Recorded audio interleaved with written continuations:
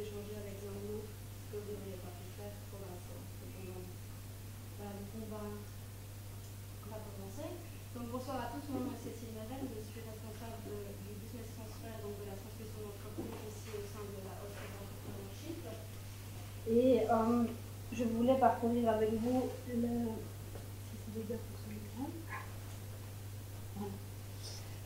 l'agenda de la soirée. Donc aujourd'hui, la séance est vraiment consacrée à l'importance des bonnes préparations en matière de reprise d'entreprise.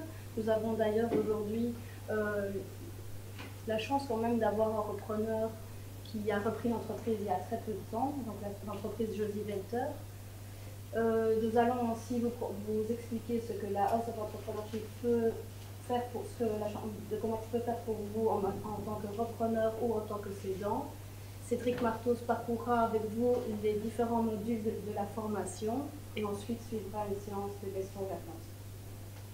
Voilà, donc nous avons souvent à faire face à différentes idées reçues en matière de transmission d'entreprise, notamment que la cession ou la transmission peut être réalisée uniquement via du bouche à oreille, qu'aucune préparation n'est nécessaire, qu'un fonds propre n'est pas utile pour arriver à l'obtention d'un prêt. Demander un conseil auprès d'un expert n'est pas utile, une perte de temps et surtout une perte d'argent pour certains, et que la valorisation de l'entreprise n'est pas non plus quelque chose d'important. Voilà. À l'issue de cette séance d'information, le but serait effectivement que vous changiez d'avis si vous avez eu un a priori par rapport à ça, et vous persuadez d'une importance en matière d'une bonne préparation, ce qui va conditionner bien entendu le bon déroulement de la reprise de l'entreprise, ainsi que la pérennité de l'entreprise que vous pourriez reprendre. Voilà, donc je vais laisser la parole à Cédric Martos. Bien,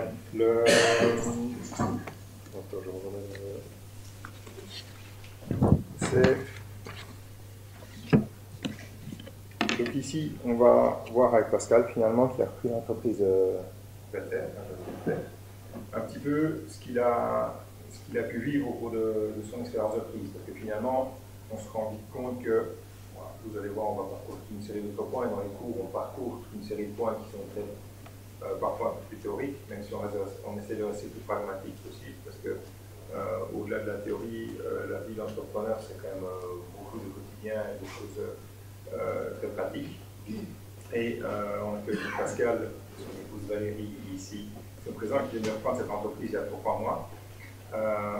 Et donc finalement, quel est un peu ton parcours, Pascal, en tant qu'entrepreneur ou preneur, et qu'est-ce qui a fait que tu es arrivé finalement ici au Grand-Duché, tu viens de France, et que tu as repris cette entreprise située à Belleville. Voilà.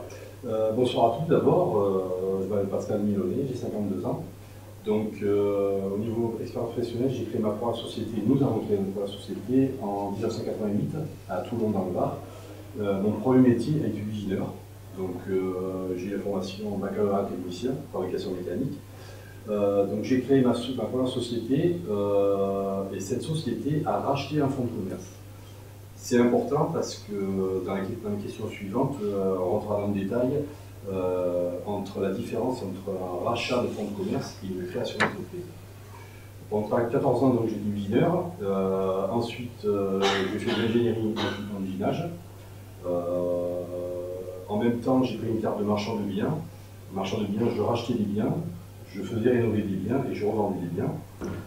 Seulement, c'est une activité qui est très prenante, donc je ne pouvais pas faire les deux activités de front.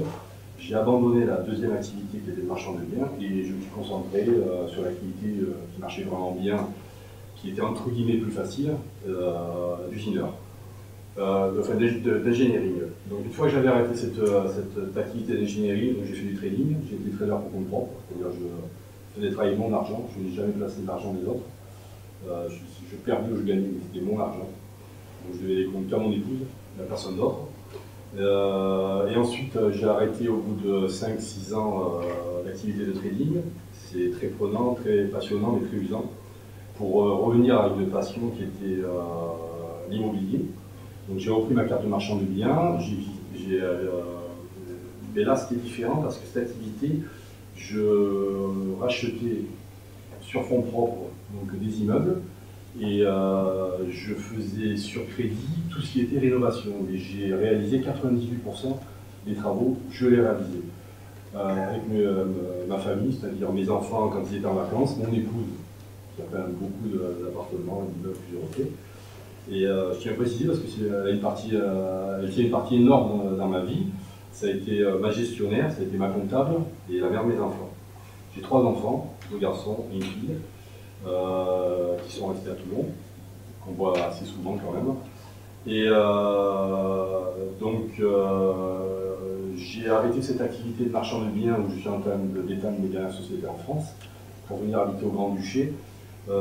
Parce que, bon, au départ, c'était au niveau fiscal, il fallait que je prenne une décision, parce que ça fait 20 ans que je travaille avec le Grand-Duché, au niveau on va dire, des sociétés financières, je travaille avec le Grand-Duché. Et donc j'ai arrêté mes activités de marchand de biens, parce que, on va dire personnellement, je trouvais que la France ne m'apportait plus ce qu'elle doit apporter à un entrepreneur. C'est très important ce que le Luxembourg peut vous apporter. Voilà, donc ça, après si on a le temps, on va en détail sur ça. Et donc je suis venu ici en vacances, et quelques jours après, on va dire les 3-4 jours après, mon épouse m'a pris la décision d'être résident luxembourgeois. Ça fait 2 ans et demi que maintenant nous sommes résidents luxembourgeois. Donc dans 2 ans et demi, nous avons le droit de voter, et je prendrai la nationalité luxembourgeoise. Voilà, donc je vous dis un peu tout comme c'est, pas comme on voudrait que ça soit, ça c'est assez peu vérifié. Et voilà, donc ensuite, pourquoi je suis arrivé à Josy Velter. Donc Josy Velter, c'est une société très ancienne du Luxembourg, qui est spécialisée dans l'animalerie. Nous sommes, on va dire, très peu de personnes, très peu de sociétés à vendre des animaux vivants, c'est-à-dire que nous vendons des lapins, et nous avons un gros secteur aussi en aquariophilie. Comment j'ai fait pour arriver là? Bon, on va dire que c'est pas le hasard, parce que dans mon parcours professionnel, j'ai eu un panel assez, on va dire, élargi, parce que j'ai tenu aussi avec mon épouse une croissanterie boulangerie. Donc on a eu une expérience aussi dans ce domaine. Donc ça a été la seule activité que nous n'avons pas voulu faire au Luxembourg. Quand nous avons pris contact à la Chambre de commerce, c'est la seule activité où on a dit non. Après, c'est une façon de vivre, c'est, on va dire, c'est un choix de vie. Parce que l'activité en boulangerie, pâtisserie et croissanterie, c'est un métier où on passe beaucoup d'heures en magasin, en préparation, et très peu d'heures à la vente. Voilà, donc mon parcours, je vais dire que j'ai eu l'expérience du... je ne sais pas trop comment tourner ça, mais on va dire que la rigueur luxembourgeoise n'est pas un mythe. Je peux vous l'assurer, parce que je l'ai vécu. Donc vous pouvez me poser des questions sur beaucoup de choses pour vous y répondre. Et lorsque j'ai posé des questions comme vous en poserez, à la Chambre de commerce, on ne m'a peut-être pas répondu dans les 2 minutes ou dans la journée, mais par contre, on m'a répondu. 1 jour, 2 jours après, j'avais la réponse à ma question. Et pas une réponse à une question que j'ai jamais posée. C'est ce qui se passe souvent en France. Donc c'est pour ça qu'avec mon épouse, lorsqu'on s'est dit qu'on allait, qu'on voulait reprendre une activité au Luxembourg, on a dit, bon, la meilleure solution, c'est de s'adresser aux personnes compétentes, et c'est comme ça que nous avons atterri la Chambre de commerce. Voilà. Et reprendre te semblait plus intéressant que de créer? Alors ça, c'est vraiment une différence qui se fait au niveau financier. On va dire que quand vous créez une entreprise, dans le mot créer, il y a vraiment le mot qui est important, c'est la création. Vous partez de zéro, et même si vous avez l'idée, vous devez tout créer. Les clients, les fournisseurs, votre activité. Quand je dis l'activité, vous avez l'idée de ce que vous allez faire, mais entre avoir l'idée et développer l'idée, rentabiliser l'idée, c'est beaucoup plus compliqué que ce qu'on croit. Donc la différence que vous avez entre lorsque vous reprenez une entreprise et vous créez une entreprise, c'est les fonds propres. Vous avez besoin de beaucoup plus de fonds propres lorsque vous créez que lorsque vous reprenez. Voilà. Donc quand vous faites une reprise d'entreprise, vous payez un prix qui est quelconque, un X prix. Mais par contre, quand vous décidez de reprendre une entreprise, vous rachetez un nom. Moi, lorsqu'on a décidé de reprendre Josy Velter, La question qu'on nous a posée à la Chambre de commerce, est-ce que vous comptez garder le nom? Oui, le nom oui, parce qu'il date de 1853. L'entreprise Josy Velter a été créée par M. Velter, qui était un spécialiste dans la jardinerie. Donc il a créé tout ce qui est animaux, nourriture d'animaux, mais il n'a jamais voulu avoir d'animaux vivants. Et donc son fils, Boots Velter, s'est dit, moi je veux avoir un magasin où je pourrais avoir des animaux. Et c'est comme ça que s'est créé Josy Velter. Josy, c'est la petite coquinette que vous voyez en haut avec les 3 points noirs. Et donc il a créé Josy Velter pour faire la différence avec son père, qui avait l'entreprise Monsieur et Mme Velter. Voilà. Et donc lorsque j'ai repris cette entreprise, j'ai repris un nom et j'ai repris un chiffre d'affaires. Donc un chiffre d'affaires, ça ne veut pas dire un bénéfice. Ça veut dire que quand vous mettez des fonds dans une société, que vous créez ou que vous ne créez pas, moi j'ai racheté des parts d'entreprise, hein, mais vous savez que lorsque vous sortez de l'argent, vous achetez quelque chose. Donc moi j'ai acheté un nom, j'ai acheté un chiffre d'affaires, j'ai acheté un emplacement, parce que l'emplacement, là je suis situé au shopping center La Belle Étoile, c'est le centre commercial le plus fréquenté du Luxembourg. Et donc tout ça, ça fait un package. Après, à vous de prendre la décision, savoir si on rachète ou si on ne rachète pas. Mais moi, ça a été important de savoir que lorsque j'aurais sorti le premier financement de l'entreprise, j'avais quand même de l'argent qui rentrait dans les caisses. Lorsque vous faites une création, il faut bien penser une chose, que vous ouvrez le magasin, ou la porte du magasin, mais le premier jour, la première chose que vous faites, c'est sortir de l'argent. Si vous avez les fonds propres en poche, si vous avez les banques qui vous soutiennent, la chose est différente. On peut discuter, on peut voir, enfin vous pouvez discuter, vous pouvez voir, et l'approche sera différente. Mais si vos fonds propres sont limités, c'est, je pense, à mon humble avis, c'est pour ça que la première société, parce que lorsqu'on a démarré dans la vie avec mon épouse, je peux vous assurer, j'avais pas de centimes. Il m'a manqué 20 000 francs pour démarrer mon entreprise. Je suis allé voir papa, maman, et je leur ai demandé les 20 000 francs. Ils m'ont dit, mon petit, on te les prête. Si tu peux nous les rendre, ben, tu nous les rends. Si tu peux pas, ben, tant pis, c'est pas grave. On sait ce que tu vas essayer de faire. On te souhaite bonne chance. Voilà. Donc c'est la grande différence qu'il y a, les fonds propres, entre la création et le rachat d'un fonds de commerce.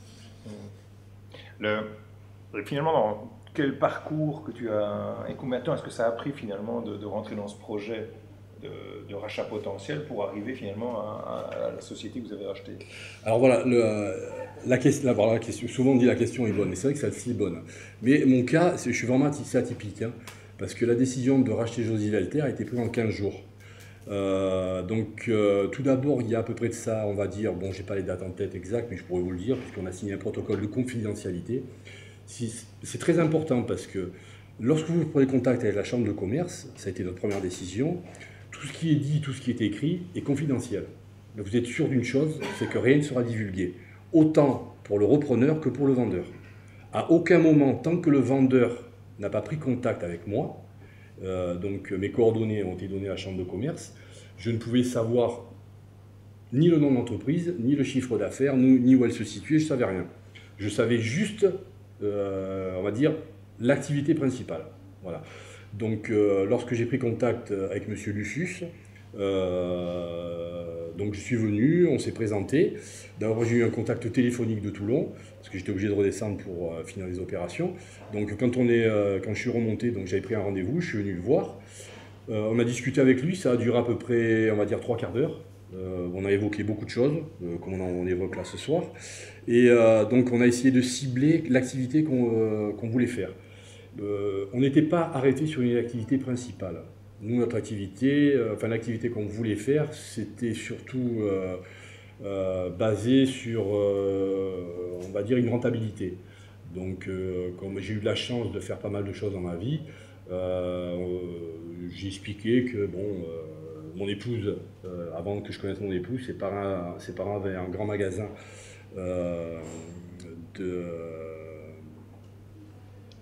de vêtements, excusez-moi, j'ai oublié le nom, de vêtements à Angers, et donc 200 mètres carrés, donc il faut mettre du vêtement.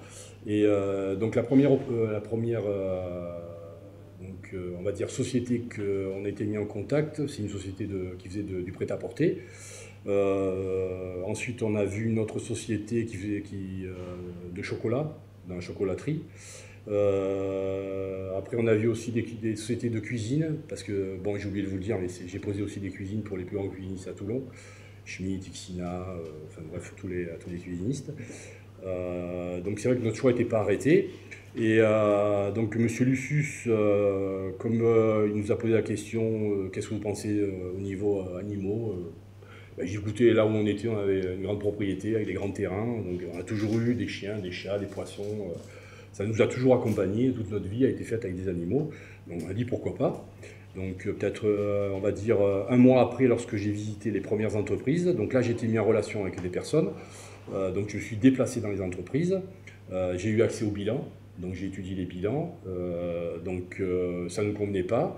Donc la décision était, on va dire que c'est pour ça que je vous dis que mon parcours est atypique, parce qu'on me donne un bilan, je peux vous dire si la société est rentable, pas rentable, ce qu'elle vaut pas, si c'est piégeux, pas piégeux. Voilà, bon, en une heure, j'ai un bilan, c'est vite lu, hein, mais bon, ça c'est parce que j'ai eu la chance de faire beaucoup de choses et d'avoir l'opportunité, entre guillemets, d'avoir un ami à moi qui était expert comptable. Et dans les conversations, quand on se voyait, quand on préparait les bilans, c'est mon épouse qui s'occupait beaucoup de tout ce qui est comptabilité. J'allais souvent pour faire les clôtures de bilan, prendre des décisions, donc il m'expliquait. Comme généralement je suis toujours intéressé, d'apprendre ça m'intéresse toujours. Pas surtout, parce que tout ne m'intéresse pas, bien sûr, ça c'est comme tout le monde, je ne suis pas quelqu'un d'à part. Donc j'ai eu la chance on va dire, de connaître un peu plus la finalité d'un bilan. Et donc M. Lucius nous a mis en relation avec la personne qui vendait l'animalerie, qui faisait partie d'un groupement de sociétés. Et donc j'ai eu les bilans en main, et puis en 2 jours, on avait pris la décision avec mon épouse, enfin le soir même, moi je savais que je lui ai dit, s'il y a une société à acheter, la rentabilité, j'ai dit c'est celle-là. Pourquoi? Parce que, il faut attention, quand on lit un bilan, il faut quand même extrapoler le bilan sur ce qu'on veut faire devenir, ce qu'on veut donner, l'impulsion qu'on veut donner à l'entreprise. Il ne faut surtout pas prendre un bilan et prendre un bilan en disant voilà, c'est un papier, des chiffres et des lettres, voilà, ça s'arrête là, ça commence le 1er, ça finit le 31. Ça, c'est une image figée que vous avez, mais du passé. Vous, en tant que créateur ou en tant que repreneur, c'est une vision du futur que vous devez avoir, et c'est la vision de ce que vous allez pouvoir en faire. Donc moi, en une journée, j'avais visualisé ce que je pouvais en faire. Attention, quand je dis ce que je peux en faire, je ne dis pas que ce que je vais faire, ça va être bien. Attention, c'est pas dans ma bouche, je ne suis pas Dieu le Père. Déjà, c'est très difficile pour lui de faire nos ouailles, mais bon, mais je me suis dit, cette société a du potentiel. Voilà, c'est surtout ça. Donc j'ai dit à mon épouse, j'écoute chérie, si tu veux une société, moi je pense que ça là, c'est bon. On s'est intéressé à l'animalerie, donc on a un petit peu visité, enfin non, on a visité toutes les animaleries qu'il y avait dans le coin.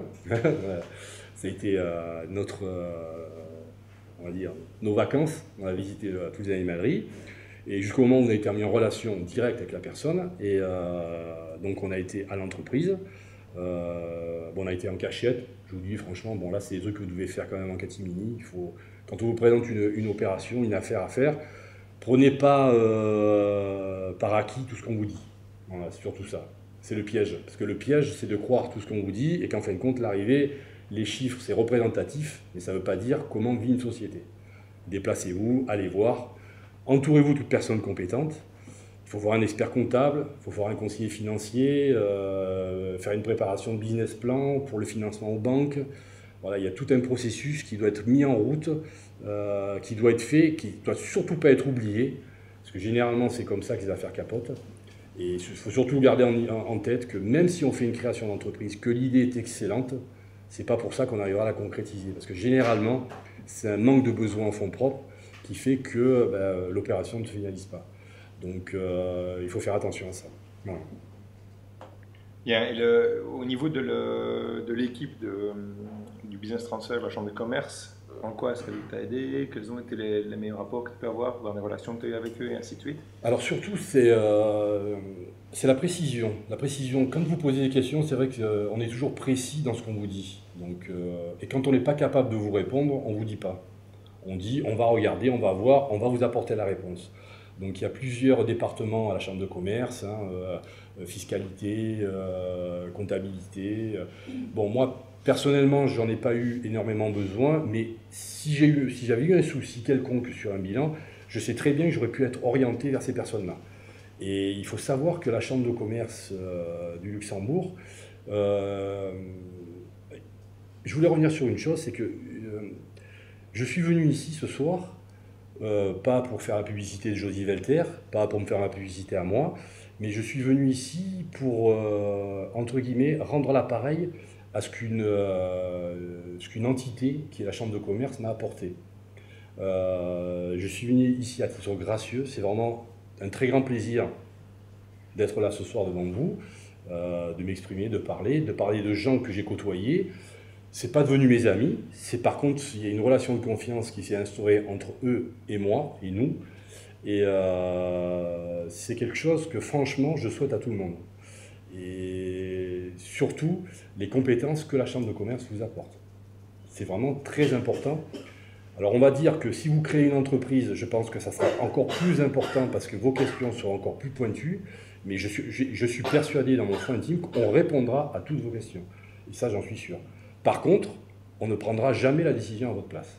Vous serez les seuls décideurs à prendre ou à reprendre. Ça, c'est vous qui déciderez. Ça, la chambre d'entreprise, la chambre de commerce est là pour vous mettre en relation, pour vous apporter toutes ses compétences, mais à aucun moment, moi je peux vous le dire, hein, j'en suis la preuve, elle ne prendra décision ou ne donnera des arguments dans un sens ou dans l'autre. Vous serez les seuls décideurs à l'arrivée. Et si tu devais remettre les différents contacts que tu avais eus avec eux sur une ligne du temps et en disant, bah, tiens, au début je me suis dit je vais aller voir la chambre de commerce, puis comment est-ce qu'on t'a orienté finalement sur l'équipe ici du business transfer, et aussi savoir, bah oui, qu'est-ce qu'ils t'ont proposé, est-ce qu'il y a un portefeuille d'activités qui est à ta disposition, comment ça fonctionne par rapport à ça? Alors surtout, ce qu'il faut bien, c'est pour ça que je reviens sur ce que j'ai dit tout à l'heure, tout ce qui est dit à la Chambre de commerce est confidentiel. Vous signez un protocole, j'ai signé un protocole avec la Chambre de commerce, tout ce que les entreprises vous disent, tous les documents qu'ils vous ont communiqués, même des fois c'est des documents sensibles. Moi, je vous ai parlé de chocolaterie, d'animalerie, enfin, il y a d'autres activités que la Chambre de commerce a en portefeuille au niveau de la vente. C'est des activités qui peuvent être sensibles, donc tout ça est confidentiel. Donc, nous, on a bien compris la chose, et c'est pour ça que le premier entretien est important. C'est important, pourquoi? Parce qu'en fin de compte, c'est là où vous devez dire ce que vous voulez. Mais dire ce qu'on veut, c'est pas dire moi je vais être créateur d'entreprise ou je veux racheter un fonds de commerce. Vous devez venir avec des arguments.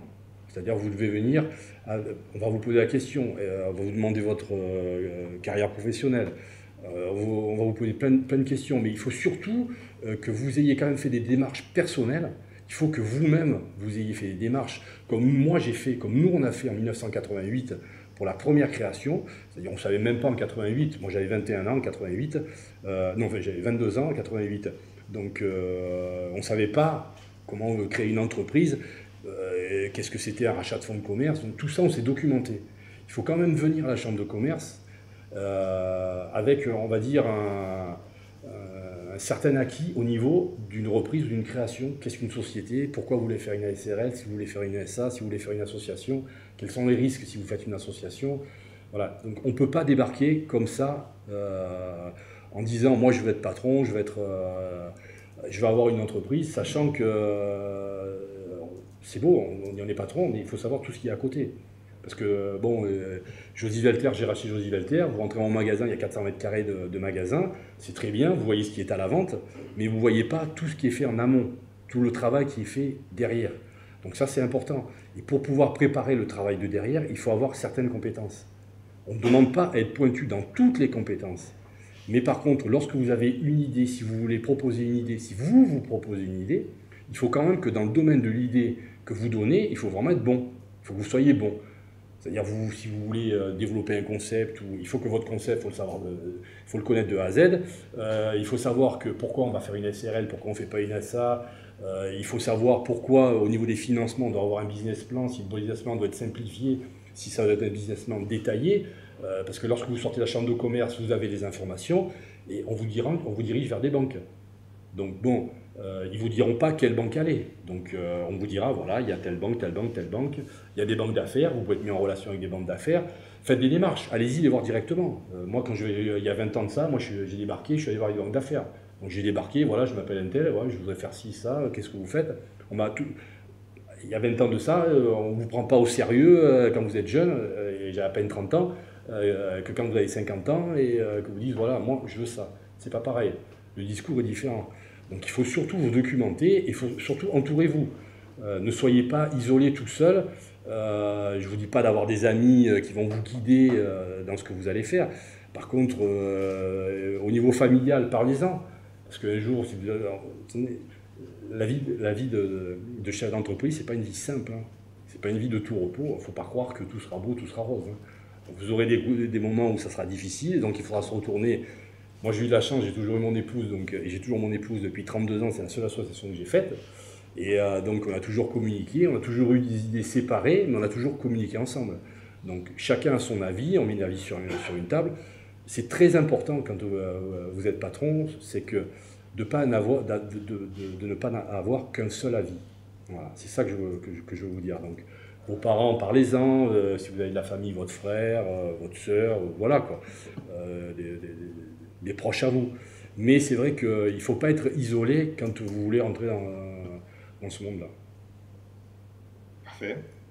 D'autres commentaires, remarques ou conseils que tu donnerais à des candidats entrepreneurs d'entreprise Comme je disais, le seul conseil, le conseil, voilà, c'est surtout au niveau financier.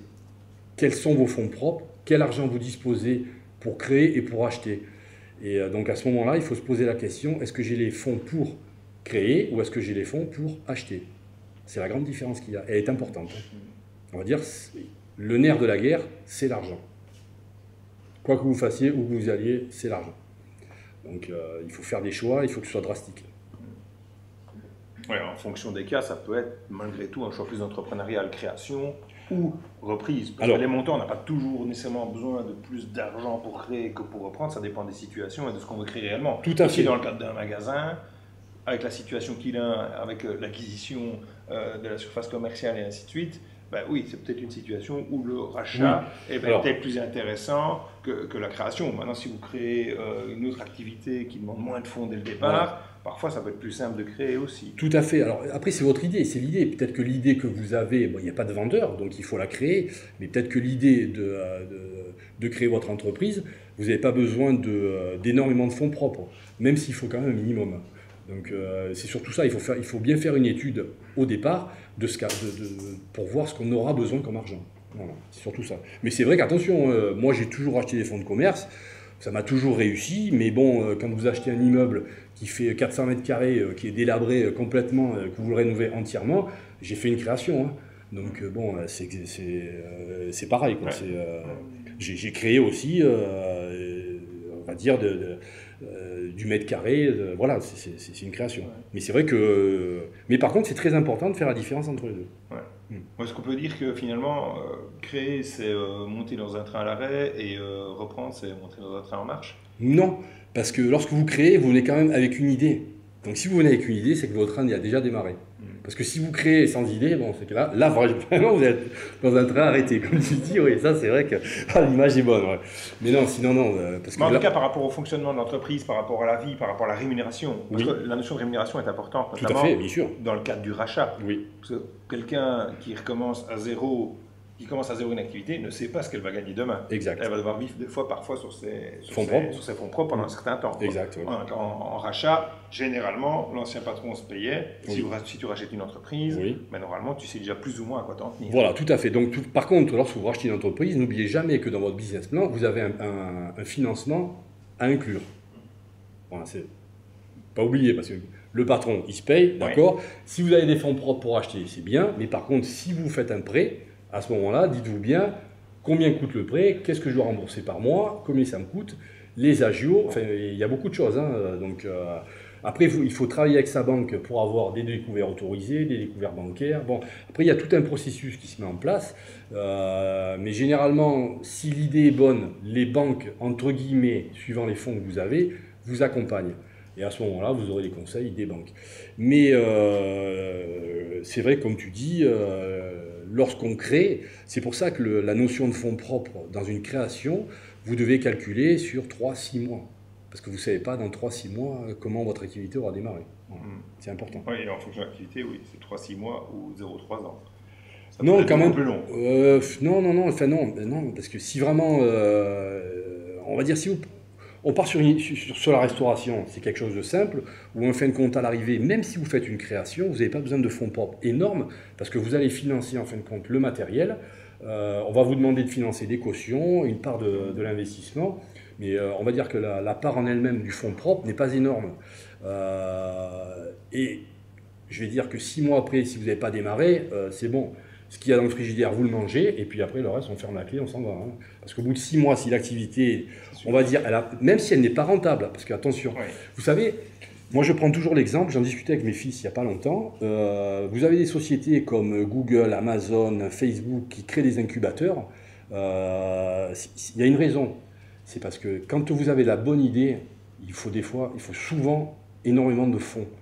Et donc, en fin de compte, ils prennent des parts dans ces nouvelles sociétés, ce qu'ils appellent des startups, mais ils prennent des parts, et en fin de compte, c'est eux qui aident à développer, mais sur, on va dire, 10 sociétés où des parts sont prises par des très grands groupes, il n'y en a que 2 ou 3 qui seront viables. Il ne faut pas penser que les 10 seront vivre.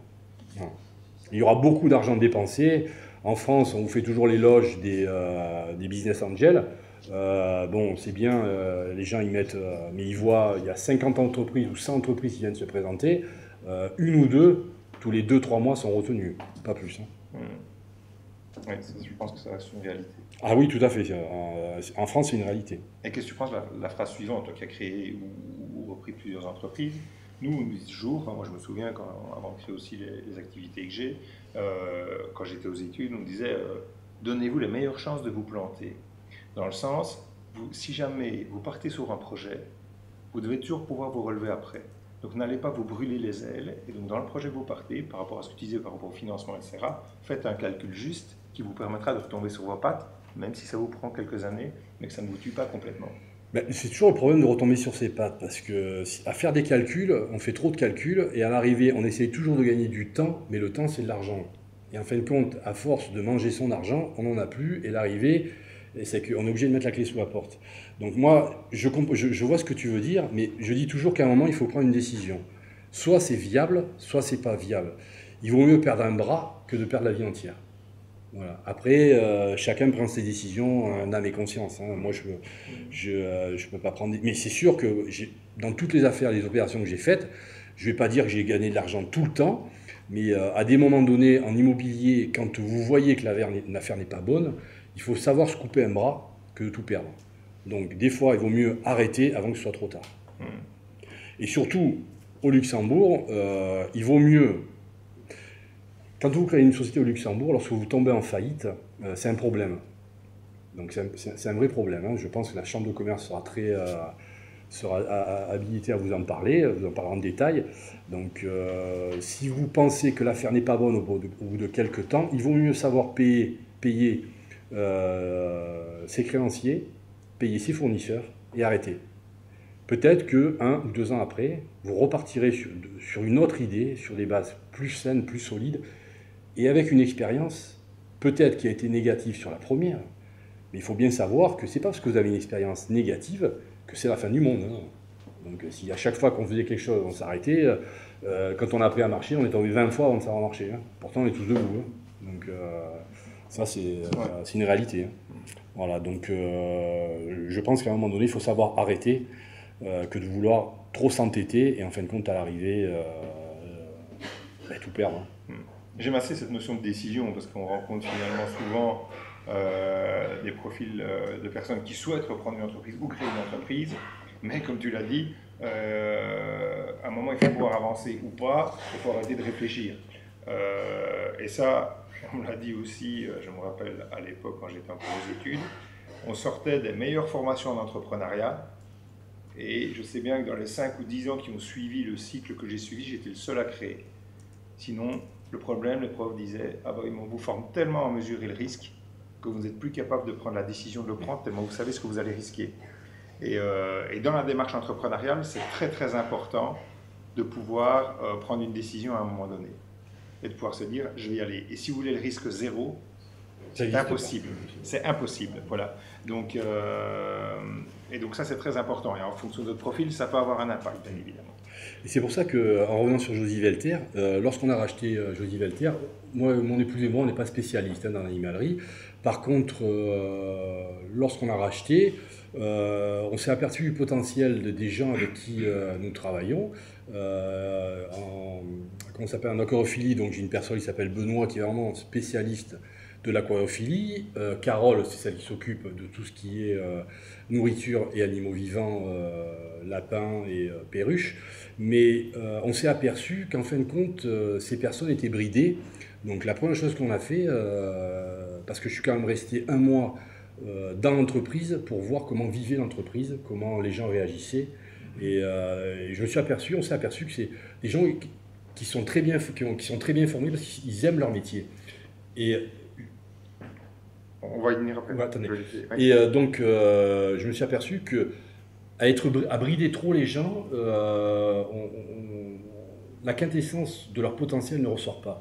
Donc, nous, la première chose qu'on a faite lorsque on a repris quelques temps après, c'est qu'on leur a donné carte blanche pour faire évoluer la société. C'est-à-dire que lorsque vous rachetez quelque chose, vous êtes figé sur un passé.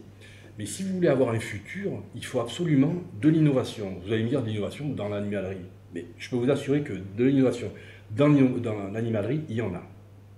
Donc on a discuté, on a mis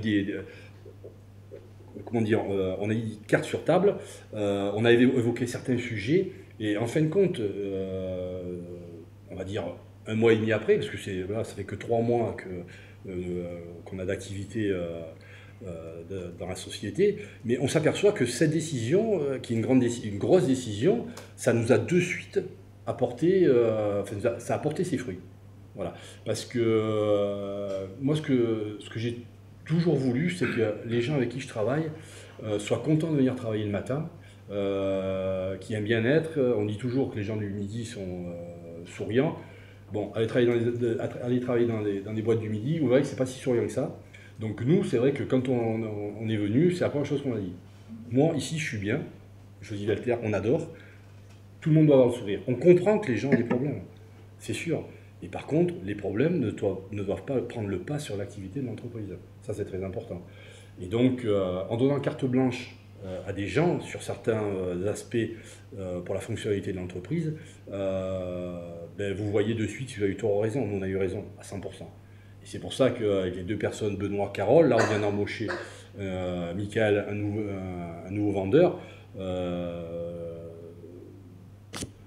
On peut dire, la chose qu'on peut dire, c'est qu'on va dans le bon sens. Voilà. Je ne vous dis pas que peut-être que dans 6 mois, je reviendrai en vous disant, ou si un jour on se croise dans la rue, ben non, en fin de compte, j'ai changé mon fusil d'épaule, l'avenir le dira. Mais à aujourd'hui, je peux vous dire que la société a pris, on va dire, une direction différente qui me plaît bien. Voilà, qui nous plaît bien. Voilà. Vous avez une question, monsieur, peut-être, rapidement? Excusez-moi, oui. vous y avez répondu quand vous dites de rester un mois dans la société, c'était bien sûr avant de la racheter. Non. Non. Non. Ce qui s'est passé, c'est que lorsqu'on a été mis en relation avec le vendeur, on a eu le nom de l'entreprise, et à ce moment-là, on est allé voir le magasin, on est rentré dedans, pas qu'une fois, on est allé 10 fois, mais bon, comme je suis un peu grand, je suis un peu imposant, quoi. J'ai dit, il faut chérie, il faut que ce soit toi qui y aille, ils vont me remarquer les gens, donc vas-y toi. Donc moi je restais devant, je flânais un peu devant, et mon épouse rentrait, mais je suis resté 1 mois dans l'entreprise à ne faire que regarder. Voilà. Je suis resté dans le magasin, c'est-à-dire que lorsque nous on a pris la décision, on n'a pas travaillé dans le magasin. C'est une décision avec mon expérience, bon ça fait que ça s'est pris vite, la décision ça a été vite prise, mais on a travaillé 1 mois, tout le mois de juillet complet, du matin au soir dans le magasin. Alors travailler, c'est pas vendre, c'est pas faire du rangement, moi j'ai pas fait de vente. J'ai fait de la mise en place, j'ai mis dans des rayons, on a déplacé des rayons, j'ai regardé comment le fonctionnement. Moi j'ai épluché tous les fournisseurs, il faut faire des calculs sur toutes les marges. Bon, il y a beaucoup de choses à voir. Les banques vous sollicitent, donc vous êtes obligé de répondre à tout, un peu à tout. Vous voyez, je prends l'exemple, c'est que en étant résident luxembourgeois, vous avez le droit à des aides étatiques. Donc, j'ai monté un dossier d'aide étatique qu'à aujourd'hui, j'ai toujours pas finalisé. Pourquoi? Parce que je passe plus de temps à m'occuper de la société qu'à finaliser le dossier avec M. Lucius au niveau des aides. Donc ce qui veut dire, c'est que vous devez observer, alors soit vous le faites avant, mais il y a le risque que si l'affaire est bonne, ben, elle sera vendue, soit, ben oui, ça c'est important, parce qu'à un moment donné, il faut décider. On prend ou on ne prend pas, on fait ou on ne fait pas. On ne peut pas rester tout le temps en train de dire, bon, qu'est-ce qu'on fait, on y va, on n'y va pas. C'est ça le chef d'entreprise. C'est la différence qu'il y a entre, c'est pas péjoratif hein, ce que je dis, hein, entre quelqu'un qui est employé, qui est même gérant d'un magasin, et quelqu'un qui prend la responsabilité de dire, là, ce mois-ci, on va dépenser tant de milliers d'euros pour faire des achats. Voilà, c'est ça. Donc il faut savoir comment fonctionne l'entreprise. Et il faut au plus vite, si vous voulez changer de direction sur certains points, il faut au plus vite savoir comment elle marche. Allez, petite question, puis après on aura l'occasion de toi. Oui.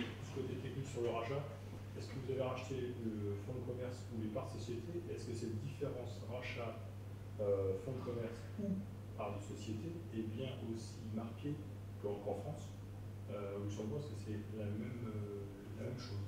Est-ce qu'il y a bien il y a deux choses différentes? Alors, vous pouvez... Alors, voilà. Moi... Non, il n'y a pas de confusion. C'est très simple. Vous avez deux solutions. Vous créez une entreprise, vous créez votre société, on va dire SARL, votre nom ou le nom de... Et cette société se porte acquéreur du fonds de commerce. Ça, c'est une première chose. La deuxième chose, c'est que vous venez, vous regardez les bilans, mais enfin, dans le premier cas, vous regardez les bilans aussi. Mais attention, quand vous rachetez les parts d'entreprise, il faut qu'il y ait une marque, voilà.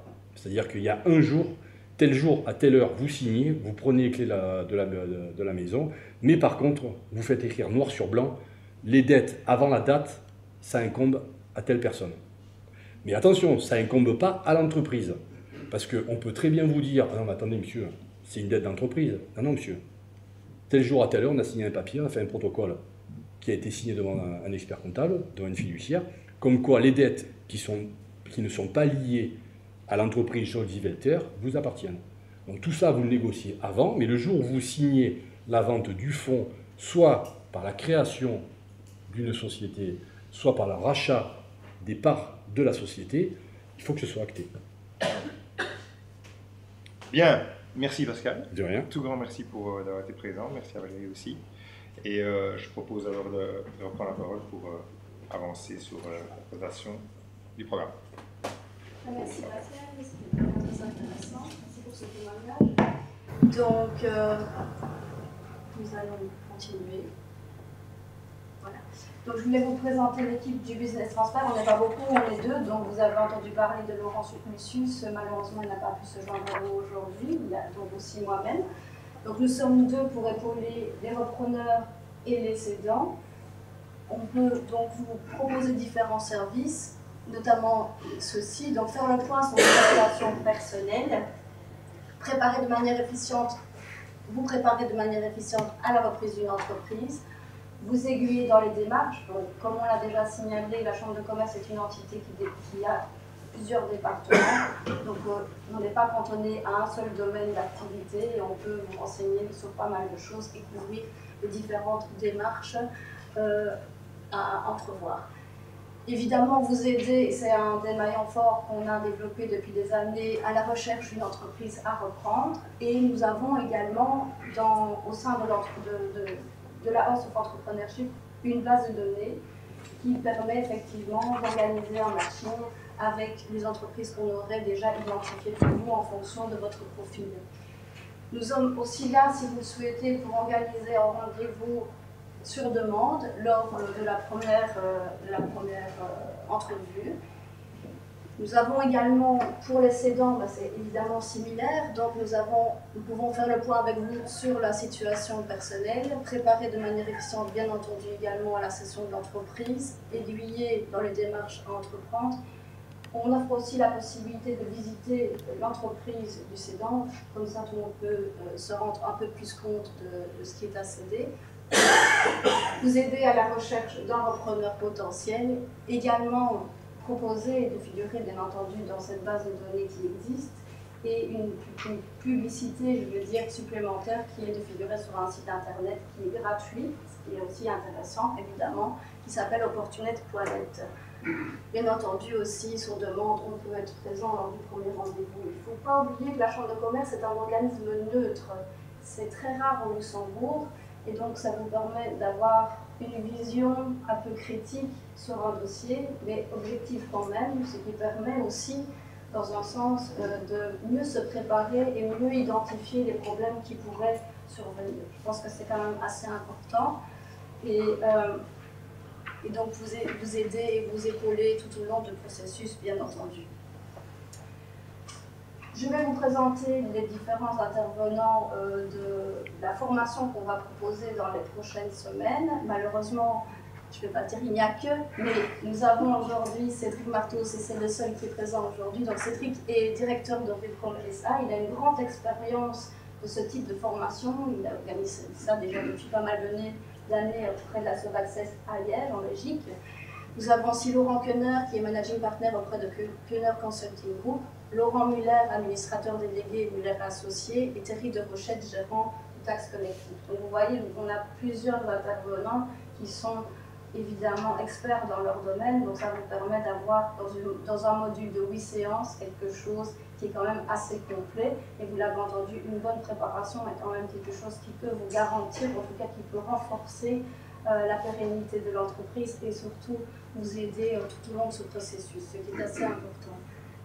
Donc voilà, je vais laisser la parole à Cédric pour expliquer les différents modules qui vous seront proposés prochainement. Donc, juste pour vous indiquer, donc, il y a 8 modules, comme c'est indiqué ici. Ce sont des séances de 4 heures, données les différents lundis qui sont mentionnés dans le bas du slide.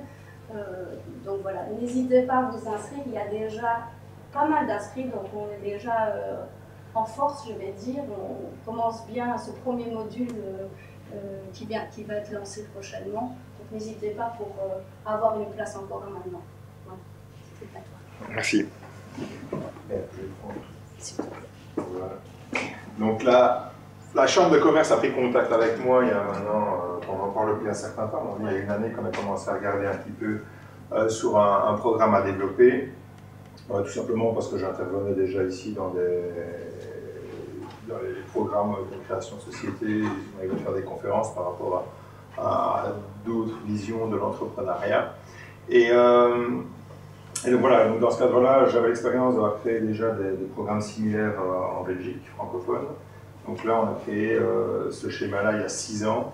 On travaille en schéma, on va dire, un peu club. Donc on essaie d'être le moins ex-cathédra possible et qu'il puisse y avoir des interventions des participants.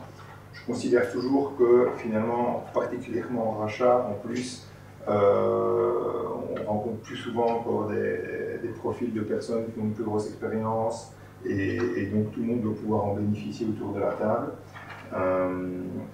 Notamment parce que je n'ai pas la prétention d'être expert dans tous les domaines qui sont présentés. Je les connais bien tous, mais je ne suis pas expert dans tous les domaines. C'est bien la raison pour laquelle on a plusieurs intervenants.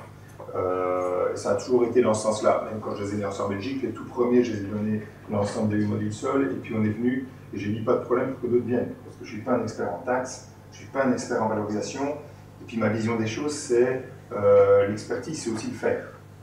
Donc, moi, je monte des programmes, je donne essentiellement cours le soir parce que j'ai 3 ou 4 entreprises que j'ai créées, que j'ai rachetées et dont je m'occupe la journée.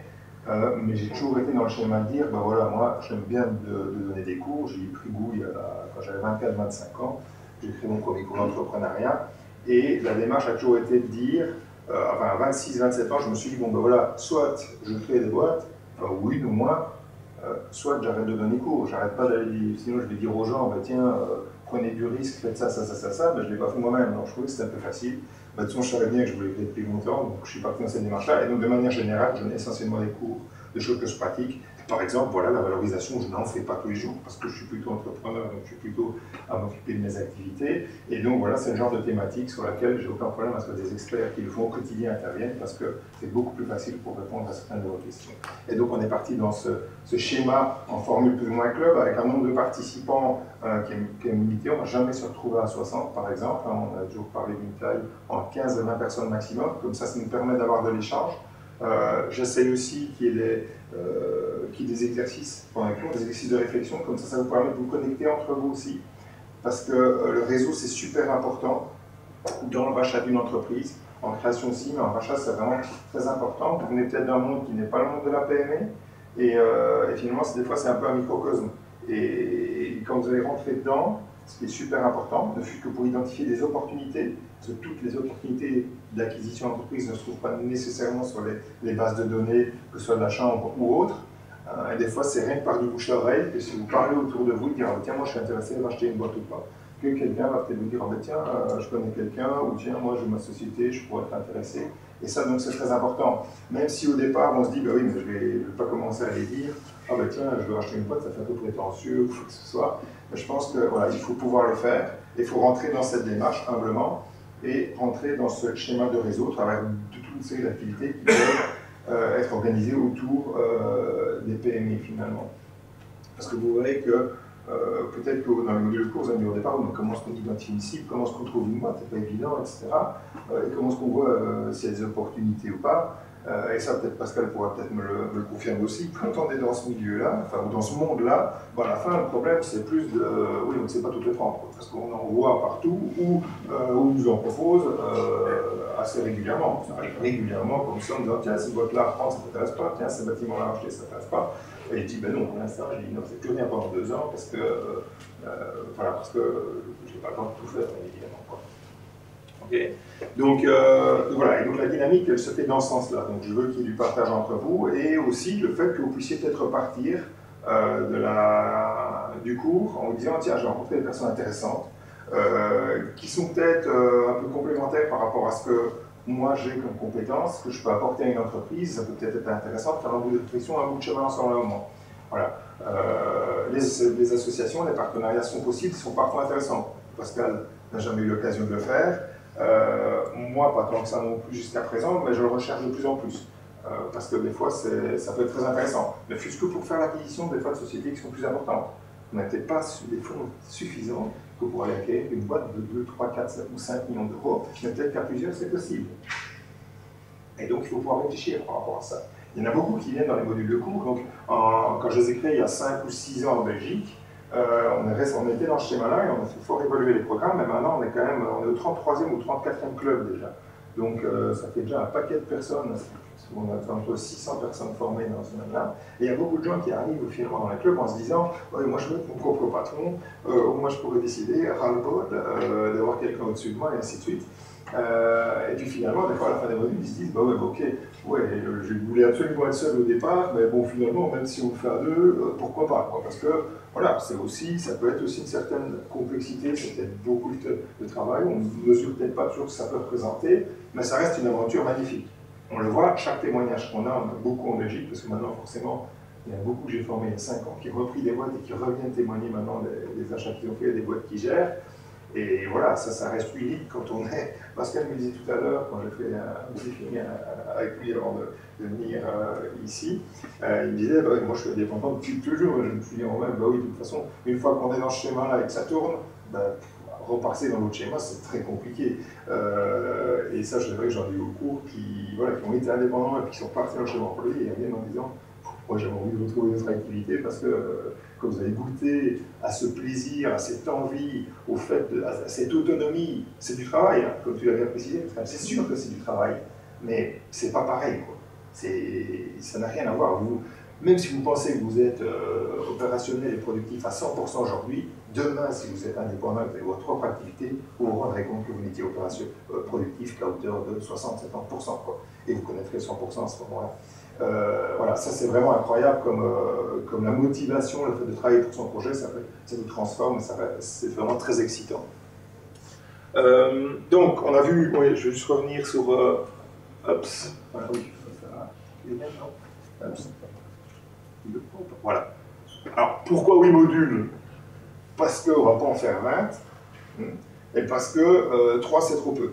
Grosso modo, c'est ça la synthèse. C'est-à-dire qu'on a essayé de mettre le maximum d'infos en 32 heures, mais il faut bien vous rendre compte que dans n'importe quel cours d'entrepreneuriat, que ce soit en création ou en rachat, parcourir ou approfondir l'ensemble de ces domaines est impossible en 32 heures. Chacun pourrait représenter un cours à lui seul de 30 heures.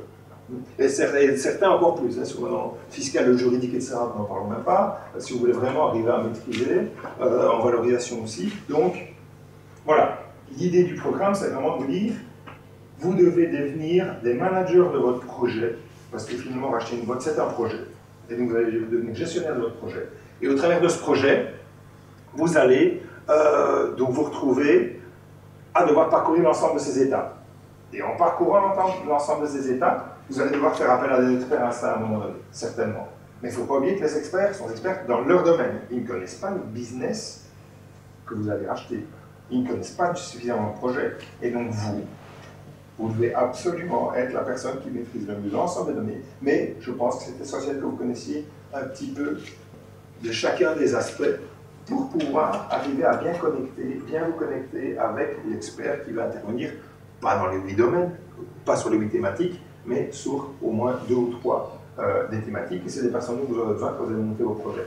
Et donc à ce moment-là, si je prends un exemple, par exemple, vous allez voir un avocat pour rédiger des conventions de cession, mais je pense qu'il est indispensable, si vous ne voulez pas vous ruiner et payer l'avocat, de savoir ce que vous voulez qu'il apparaisse absolument dans les conventions, qu'est-ce qui vous semble important, ainsi de suite. Lui s'occupera de tout traduire en termes juridiques et il s'occupera également d'ajouter les quelques éléments dont Pascal a parlé notamment suite à la question, qui peuvent concerner toute une série, ce qu'on appelle les garanties passives, les garanties d'actifs, etc., qui permettent de couvrir une partie du risque passé qui ne nous incombe pas. Okay, donc voilà, et donc sur les 8 modules, ben, voilà, on les a représentés ici. Il y a enjeu, défi, piège à éviter, la planification, donc là on présente l'ensemble du process, on l'a divisé en 10 étapes, ça pourrait être plus, ça pourrait être moins, nouveau, c'est comme tout process entrepreneurial, c'est très difficile de le cantonner sur un schéma très précis. Ne vous attendez pas non plus ici à venir chercher une méthode parfaite avec un petit canevas à respecter. Si vous faites ça, votre entreprise, ça va être une réussite, votre rachat, ça va être une réussite. Non, bien évidemment, chaque rachat est spécifique et différent. Et donc, le but, c'est d'arriver à avoir une vision globale qui vous permet de vous connecter aux cibles que vous avez identifiées. Parce que vous ne savez pas, la personne qui dit « moi je veux une boîte comme ça, je rachète une boîte de tel type, qu'elle fait ça, autant de personnes qui coûtent autant, tic-tic, autant de rentabilité, ainsi de suite ». Oui, c'est la personne qui ne trouvera jamais la boîte qui cherche, bien évidemment.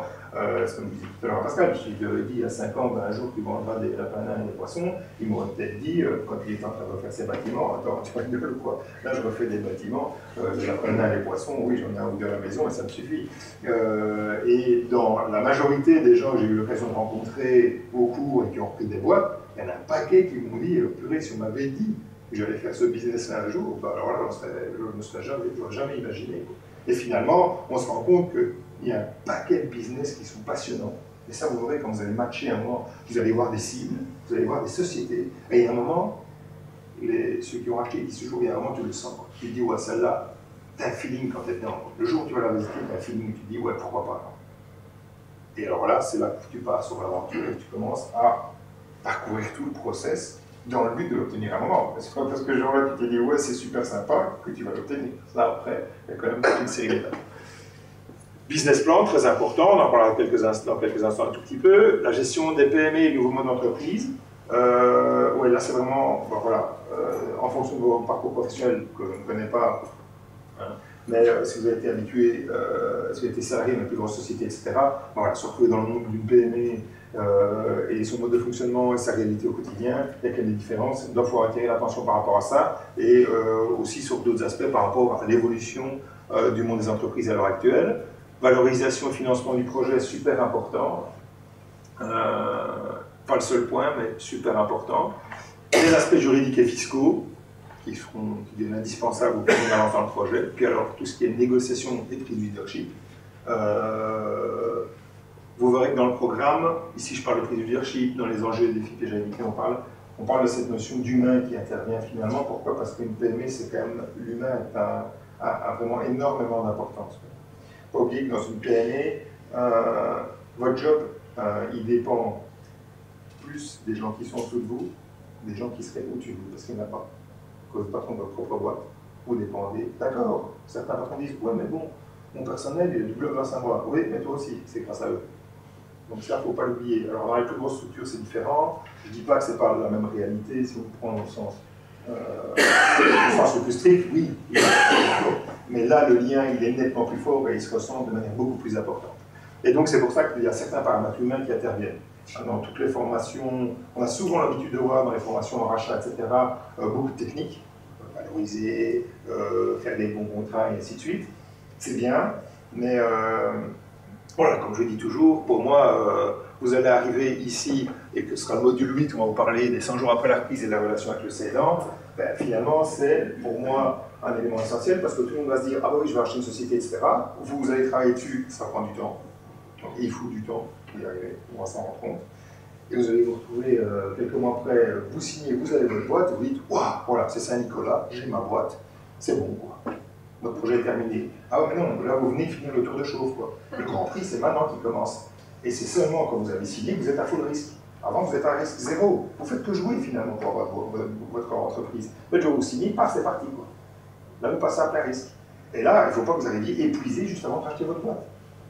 Parce que là, sinon, ça peut déjà être un problème. Et le paramètre humain, dans les premiers jours de rachat, on a entendu quand Pascal dit, ouais, ben nous, voilà, au niveau du système managérial, on a voulu changer certaines choses, j'ai passé du temps à regarder, je veux faire plus confiance au personnel parce que c'est ma façon de voir les choses. Et ça, c'est toutes des choses qui sont super importantes et on ne doit pas sous-estimer ce point-là. Parce que finalement, le capital humain en PME, il est considérable. Sauf si vous rachetez une boîte où il y a 6 machines qui tournent et vous êtes tout seul à les gérer, et là, ça va, c'est différent, c'est moins compliqué. Mais le potentiel de progrès, il est limité aux capacités des machines. Et la capacité de machine est généralement plus limitée. C'est aussi pour faire des upgrades que vous payez, que vous achetez, que la capacité de l'humain, sur laquelle il y a vraiment moyen de progresser très fort, ou d'avoir de gros problèmes si on gère mal son entrée en matière d'entreprise. Alors, rapidement, oups, je vais bien passer. Voilà. Rapidement, les modules en vitesse, quelques commentaires. Donc, quand je dis piège à éviter, ben oui, là notamment, on va parler de questions autour de vous, votre entreprise et l'entreprise en général, et votre entourage plutôt. Pourquoi? Parce que, comme je viens de le dire, c'est un projet dans lequel vous allez aller. La notion de l'entourage ou de vous-même, les bonnes questions à se poser par rapport à ça sont super importantes. Ce n'est pas une décision qu'on prend seul, les conséquences peuvent être lourdes. Vous allez quand même devoir mettre de l'argent sur la table à un moment, et ainsi de suite. Et donc, on va aborder ces points-là en se disant ben, comment est-ce que je me prépare, comment est-ce que je prépare mon entourage. On retrouve souvent des personnes qui partent sur des projets de ce type-là. Et voilà, l'entourage se retrouve un peu finalement face à la situation et ça génère des catastrophes ou des grosses difficultés. L'argent n'a rien à voir avec l'émotion ou le soutien que vous pouvez avoir d'un proche. Ça, c'est tout à fait différent. Moi, j'ai de l'argent dans la poche, un petit peu pour m'aider à démarrer, mais je n'avais pas son soutien. Et c'est pénible à mort. C'est 10 fois mieux. Je me suis toujours dit, si j'avais pu prendre l'argent en banque et avoir son soutien, ça aurait été beaucoup plus motivant pour moi. Donc c'est très important quand vous rentrez chez vous de votre boîte, on vous dit, quand tu arrives à la maison, alors ça a été, plutôt que de dire, on m'en parle pas, je t'avais dit non. Voilà. Et donc ça, c'est une série d'aspects auxquels on va avoir l'occasion de parler quand même au cours de cette première séance. On parlera aussi, on aura l'occasion de faire connaissance aussi, quand même, c'est important que je connaisse les profils des gens qui sont autour de la table, parce qu'il faut bien vous rendre compte que normalement les profils des gens, ils sont quand même fort hétérogènes, que ce soit en termes de background scolaire, en termes d'expérience professionnelle, etc. Et donc il faut que je puisse voir un petit peu qui est autour de la table pour savoir un petit peu aussi comment jauger les thématiques qu'on va aborder. Alors ensuite, tout ce qui est planification, nous on dit, je vous ai dit 10 étapes. Alors plusieurs étapes sont parcourues dans les 6 séances qui viennent après. D'autres, on va les parcourir ce jour-là, un peu plus en profondeur. Parce que voilà, on ne sait pas tout voir en détail, et ça nous semblait. Et certaines ne demandent pas non plus 4 heures pour être je vais dire, juste passé en overview. Un type d'indication, qui a une idée, généralement quand on veut acheter une boîte, qu'on a identifié une cible. Donc vous avez identifié une cible et finalement c'est cette boîte-là que vous allez racheter. Généralement, on dit que ça prend combien de temps entre le jour où vous l'avez identifié et le jour où vous le rachetez. C'est ce qui vient à l'expérience aussi, bien sûr.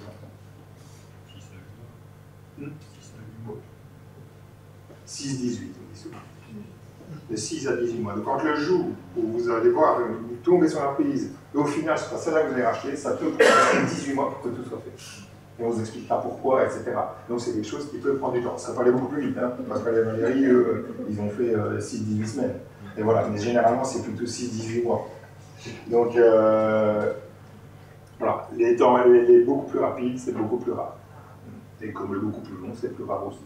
Mais c'est important de le connaître. Et entre le jour où vous sortez de la douche, donc peut-être certains aujourd'hui, et vous vous dites, tiens, j'ai un ras-le-bol de mon boulot, parce que je cherche jamais une boîte. Et le jour où vous avez une boîte, ça peut prendre combien de temps? 5 ans.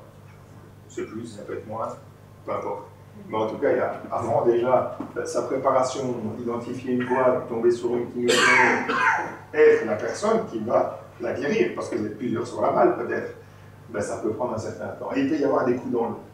Voilà. Et donc ça, on en parlera, de l'importance que ça a à avoir d'avoir des coups dans l'eau, parce que des fois, ça prend une bonne décision aussi.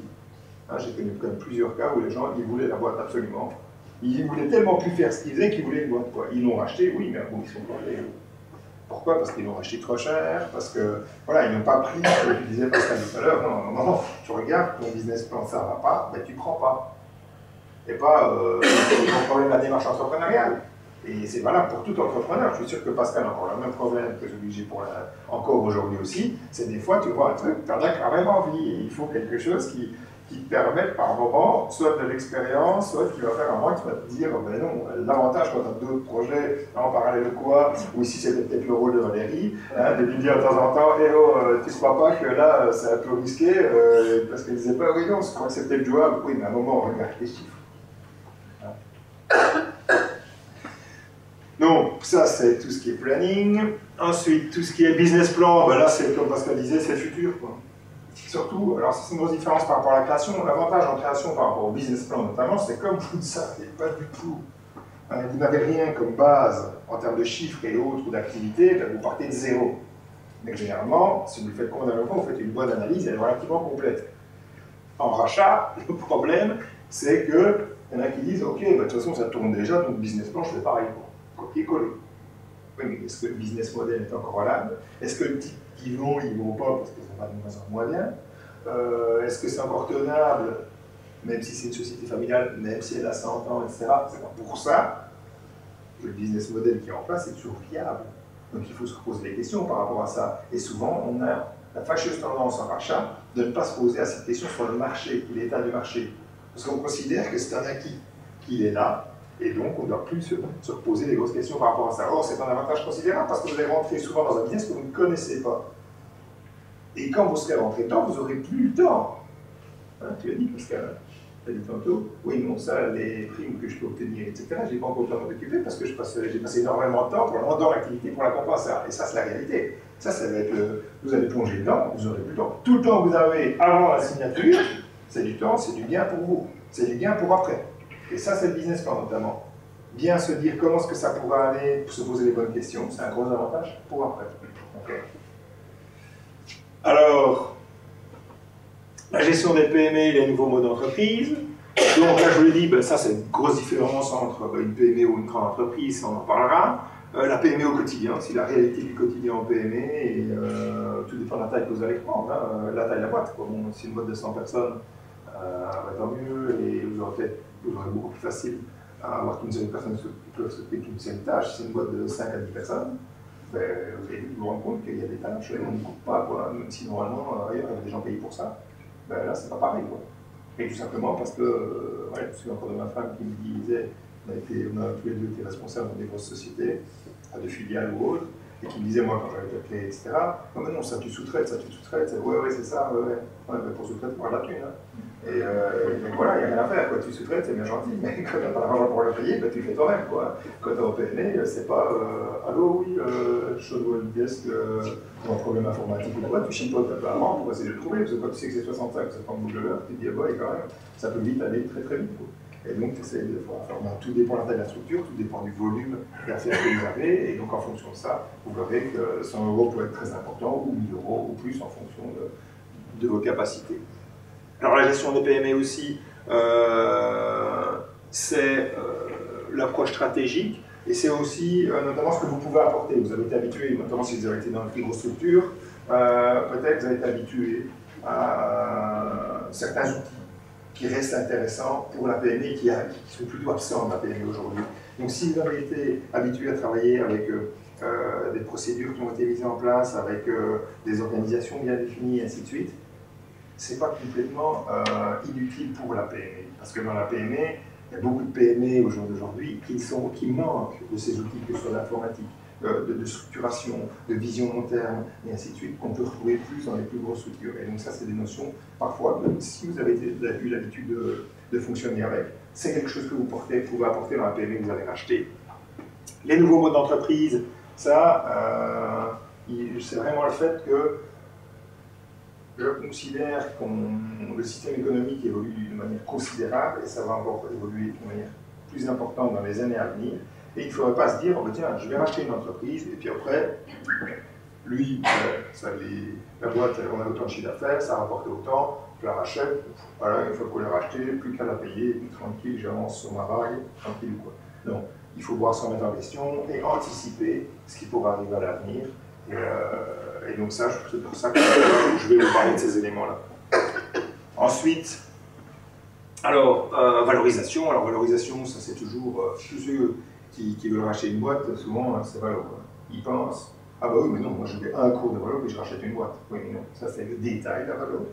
Et en plus, si tu veux devenir une bête en valo, ben, grosso modo, tu ne feras pas 32, du moins travailler 6 mois, 1 an dans des boîtes de valo, et encore, les gens qui font la valorisation sont spécialisés par domaine d'activité généralement, et donc même entre les grands concurrents, les valorisations, souvent ça se passe dans le domaine de compétences des gens qui vont en interne, donc ça reste vraiment très spécifique, et donc par rapport à ça, la valorisation, vous devez comprendre qu'est-ce qui va faire qu'une boîte peut être bien valorisée ou pas bien valorisée. C'est ça qui est important, parce que pour éviter de perdre du temps dans les cibles que vous allez identifier, vous devez pouvoir vous dire, tiens, ah oui, cette boîte-là, ah tiens, on en demande tel prix.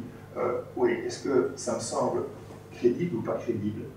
Donc c'est les garde-fous finalement que vous allez apprendre ici par rapport à ces éléments de valorisation. Quoi.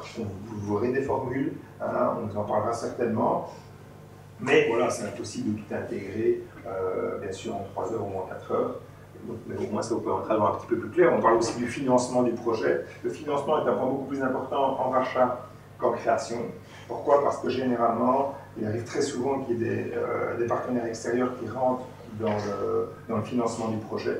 Et donc là, ça nécessite le montage d'une société holding qui va être l'outil qui va racheter la société cible.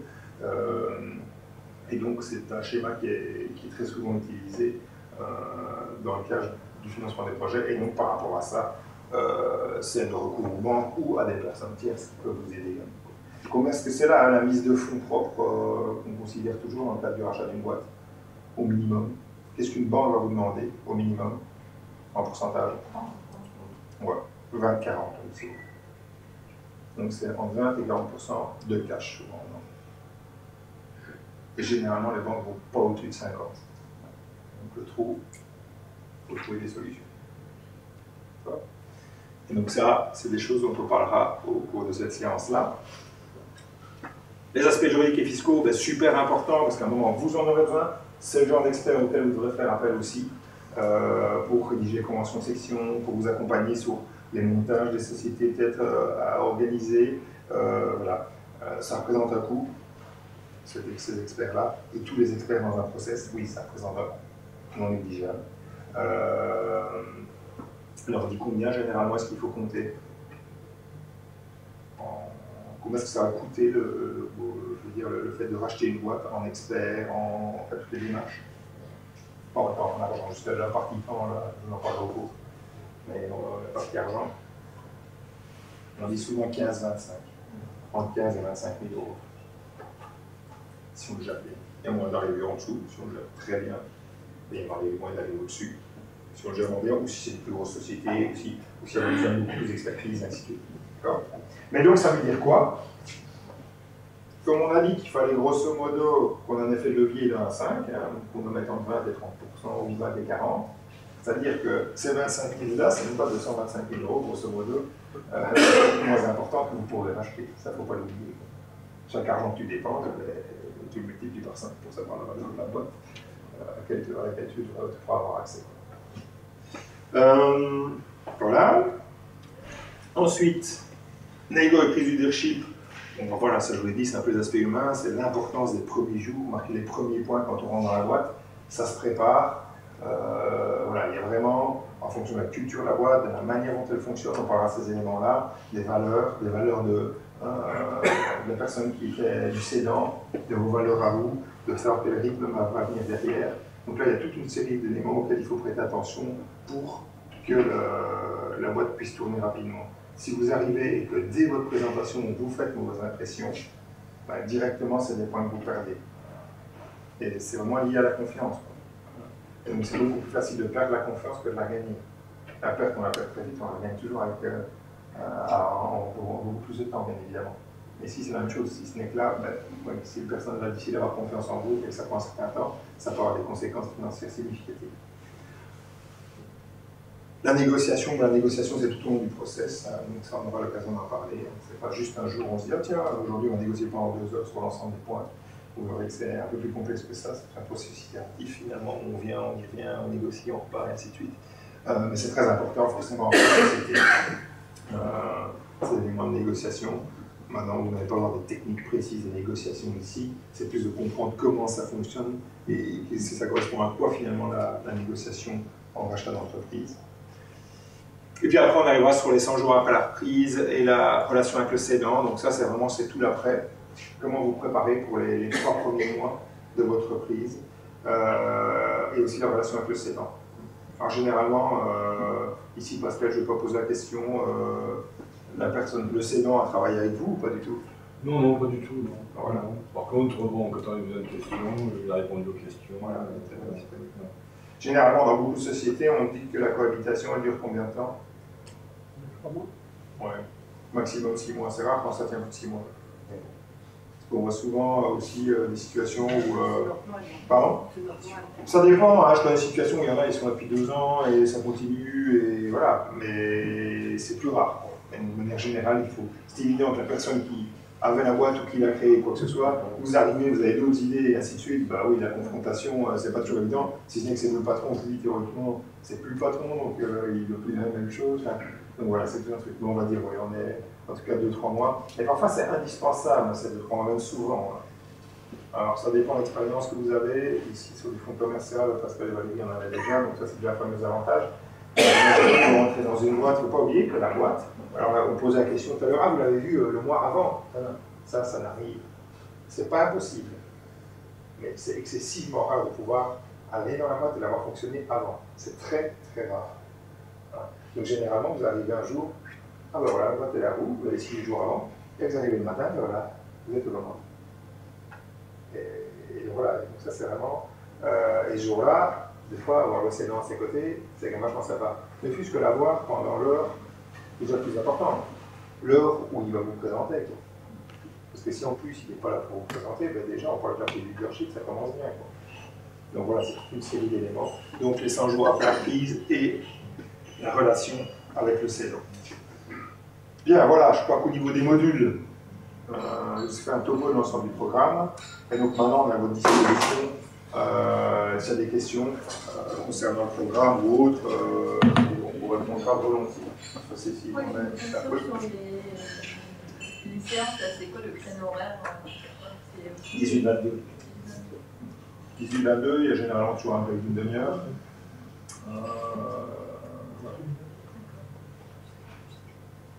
Je pense qu'il y a un sandwich. Ouais, donc il y a un sandwich qui est prévu. Et est-ce qu'il y a séances pour les cédants, ou bien il faut chaque fois comprendre le contraire? Ah ben, je rêverais de faire, ça fait des années que je dis, on a le problème en Belgique francophone à l'heure actuelle, c'est que finalement, les acteurs potentiels étaient sous-formés par rapport au rachat d'une entreprise, etc. Et donc, les modules ont été développés un peu dans ce sens-là, par sur Access, qui joue un rôle finalement chez la Chambre de commerce ici au travers du business transfer. Et donc, et on s'est rendu compte 2-3 ans après que c'est devenu l'inverse. Donc, les intermédiaires de cession, il y en a quand même beaucoup en Belgique qui s'occupent donc du transfert de sociétés, etc. Eux, ils sont super contents parce que maintenant, les gens qui viennent face à eux pour racheter, c'est plus des gens qui arrivent de la fleur au fusil, qui ont rien en poche, ou pas du tout maturé leur projet. Donc, ils ont des gens nettement mieux préparés. Par contre, le gros problème, c'est que moi, j'ai un paquet de gens que j'ai eu devant moi qui vont se ramasser à racheter des boîtes parce que le cédant n'est pas prêt à vendre. Il pense qu'il est prêt à vendre, mais il ne l'est pas. Et donc, ça fait longtemps que je souhaite et que je rêverais de pouvoir dire si vous pouvez faire la même séance pour les cédants, pour un qui prépare leur boîte à la vente. Alors, oui, mais on veut dire s'il la prépare, elle vaudra plus cher. Ouais, mais ça, on s'en fout. Parce que de toute façon, une boîte, elle est toujours financée sur le même nombre d'années. Et si la banque ne vous prête l'argent, ça veut dire que la boîte, elle se payera dans ce nombre d'années-là. Donc, grosso modo, que la boîte, elle va 1 million, ou 5 millions, ou 10 millions, ça ne change pas grand-chose. C'est juste la mise de fonds que vous allez avoir. Mais beaucoup de gens qui veulent reprendre, mais souvent aussi, ouais, mais c'est pas le mieux, c'est de reprendre une boîte qui ne va pas bien, puis hop, on la relève, elle va super bien, on fait un plus-value. Oui, ok, mais ça arrive aussi plutôt du miracle. Il faut arrêter de se dire, ouais, moi je prends une boîte qui ne va pas, et puis je vais. Oui, ça a été votre métier, etc. Mais le but, c'est quand même de reprendre une boîte qui fonctionne bien, tu sais qu'elle est payée en 5 ans, tu as un salaire directement. Voilà, il faut déjà la faire tourner comme elle tournait avant, elle sera déjà un fameux challenge de réussite. Donc, voilà. Mais alors, des cédants, malheureusement, on est disponible pour parler aux cédants ou donner des avis par rapport à ça. Mais malheureusement, c'est vrai qu'on a très difficile à les regrouper dans une même pièce parce que ça reste un sujet tabou et les gens n'osent pas toujours s'afficher en se disant oui, je pourrais être assez dans le potentiel. Pour compléter effectivement ce que Cédric vient de dire, c'est dans les bacs, c'est quelque chose qu'on peut effectivement proposer à l'avenir, mais sous un autre format probablement, pour la bonne ou simple raison qu'il a évoquée, la confidentialité des dossiers, c'est très compliqué d'avoir les cédants au sein d'une même pièce. Ça peut être des cédants de diverses natures. Hein. La Chambre de commerce de Bruxelles, ils organisent ce type de séminaire également. Et le même jour, en fait. Hein. Le même jour, il y a dans un local, il y a des entrepreneurs comme ça semble être le cas ici. Et dans le local d'à côté, il y a des cédants. Et donc, pour moi, vous avez tous compris du précédent.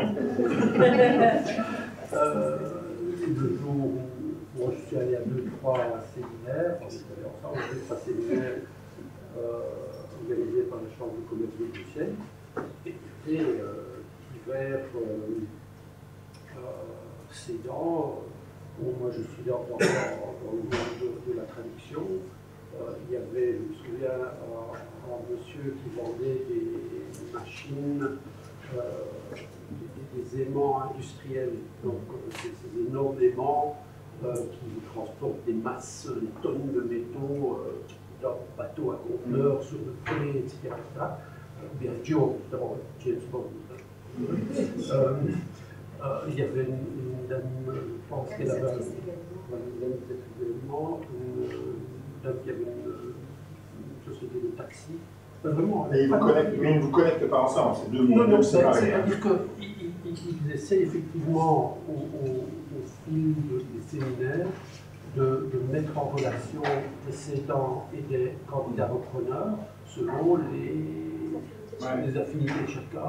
Voilà. Mais de fait, on était une flopée de cédants dans un même. Mais c'est pas mal déjà la bourse en ligne, là. Je ne savais pas que ça existait. Voilà, la bourse en ligne fait que on sait que Tartampion et cédants, elle va picorzer Pas exactement. Non, n'apparaissent pas, bien sûr, mais bon, quelque part. Enfin oui, ok, effectivement, sur le mais site. on est bien conscient qu'il y a des choses qui se font à l'étranger, notamment en Flandre, en fait, où là vraiment il y a des modules qui existent en matière de session et ça fait plusieurs années que ça existe. Donc on est vraiment ouvert à tout ce qui se passe à l'étranger, en France aussi. Et les bonnes pratiques. Exactement. voilà, on est en train d'y penser et c'est vraiment l'objectif à la fin de proposer aussi bien des choses pour les représentants que pour les cédants. Voilà. Et on fera de mieux pour répondre évidemment à la demande et c'est pour ça que vous êtes là aussi pour nous insuffler des idées pour qu'on puisse évidemment répondre au mieux à ce que vous attendez. Oui. Le site en ligne, donc c'est un genre de carte d'identité de la société, mais anonyme. Alors, Vous voulez dire opportunité? Oui. Oui, donc je n'ai pas maintenant étoffé parce que je voulais aller vite pour que le module de formation ne soit pas écrasé non plus. Donc effectivement, c'est un site internet qui a été développé par les chambres du nord-est de la France, auquel on s'est greffé. Et on poste effectivement des annonces de session sans les noms, bien entendu, des entreprises, en situant peut-être géographiquement selon la demande maintenant du cédant.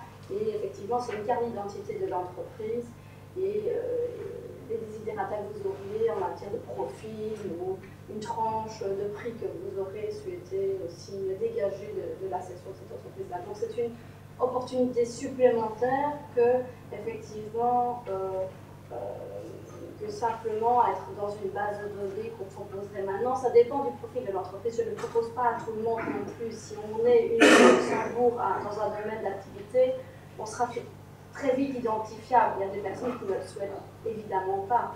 Maintenant, il y a plein de candidats cédants avec des profils différents et les cas différents également. Donc, ce que j'ai aussi pas souligné, je pense que c'est important, si vous venez à la chambre de commerce et que vous souhaitez des conseils, on ne va pas, comme certains intermédiaires, vous obliger à être que chez nous. Donc évidemment, c'est juste une chance supplémentaire d'avoir, comme on l'a dit, un avis différent peut-être de ce que vous auriez déjà eu et peut-être une chance de trouver un repreneur si vous êtes cédant ou un cédant si vous êtes repreneur.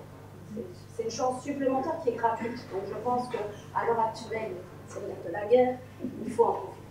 Et cette carte d'identité se fait avec votre aide? C'est vous Tout à fait, tout à fait, tout à fait. Oui. J'avais une question, c'est Jean-Marc c'est ça Pascal Yollet. Vous avez parlé tout à l'heure, vous disiez que vous étiez résident luxembourgeois depuis plusieurs années. Oui. Et est-ce que ça a été, parce que là, un facteur plutôt apaisant pour vous, et c'était plus facile pour vous du fait que vous étiez résident pour acquérir une société? Et quand on est à l'inverse, quand on n'est pas résident luxembourgeois, est-ce qu'il y a des freins, est-ce qu'il y a des problématiques plus complexes? Non, c'était pas une facilité, ni un besoin, ni... Qui a posé la question? Oui.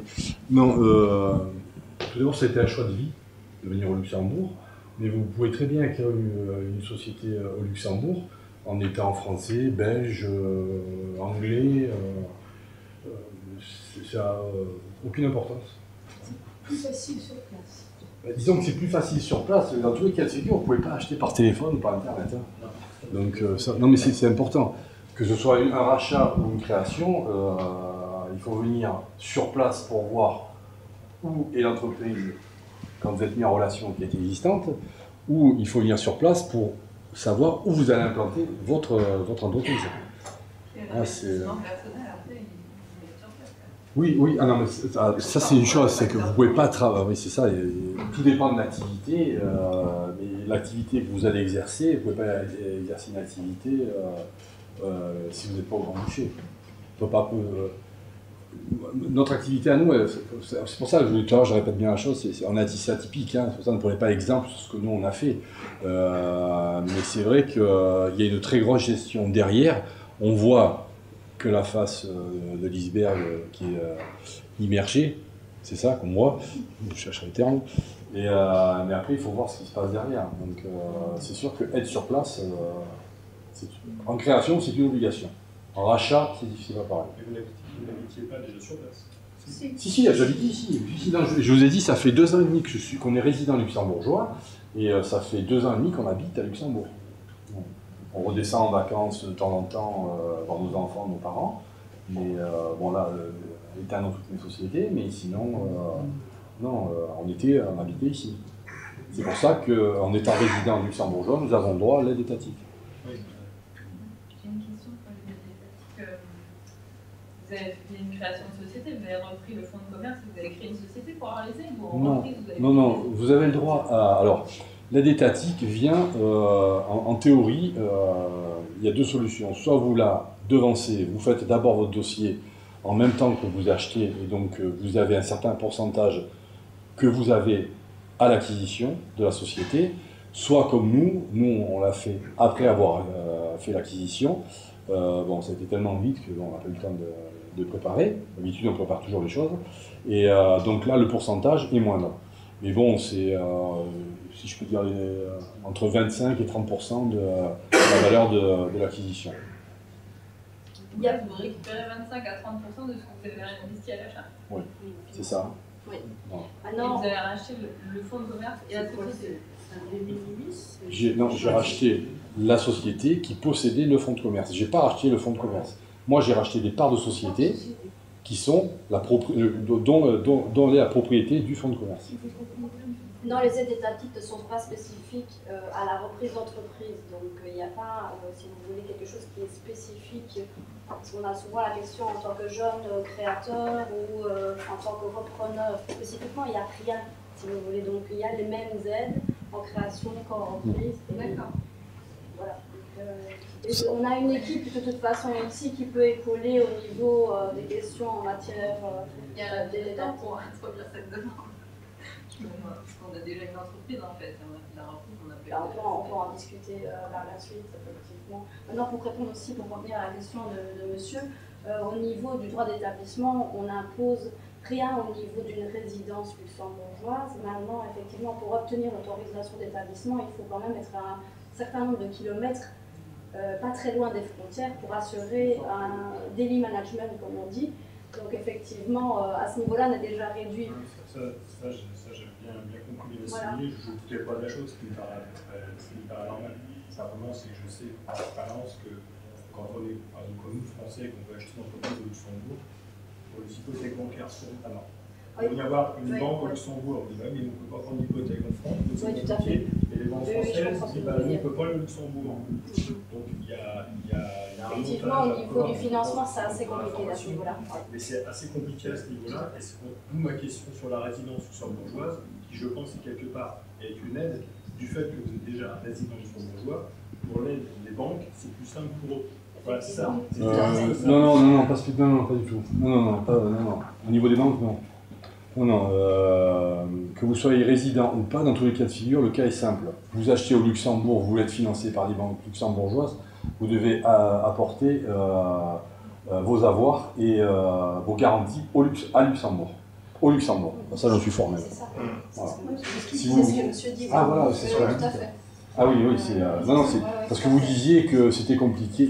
On peut trouver un montage. Il n'y a pas de montage. Hein. Non, mais même en faisant ça, même en amenant tout, nous, la réponse qu'on nous a fait, c'est ouais, mais bon, on ne peut pas prendre de garantie en France. Ah non, ils ne prendront pas de garantie. C'est interdit au Grand Duché. Et donc, ça a été compliqué par rapport à ça. Alors qu'on apportait la somme qui allait bien. Quoi. Et moi, ça m'a surpris. Ah ben ça, c'est le droit luxembourgeois. D'où ma question sur la résidence. Je crois savoir qu'il y a des banquiers parmi nous ce soir, donc éventuellement s'ils font la démarche vers vous pour discuter, voilà, ça sera une solution. On voit une question là-bas, je pense. Alors j'ai deux questions, une un peu scolaire malheureusement, mais il faut toujours qu'une personne la pose, donc je vais le risquer.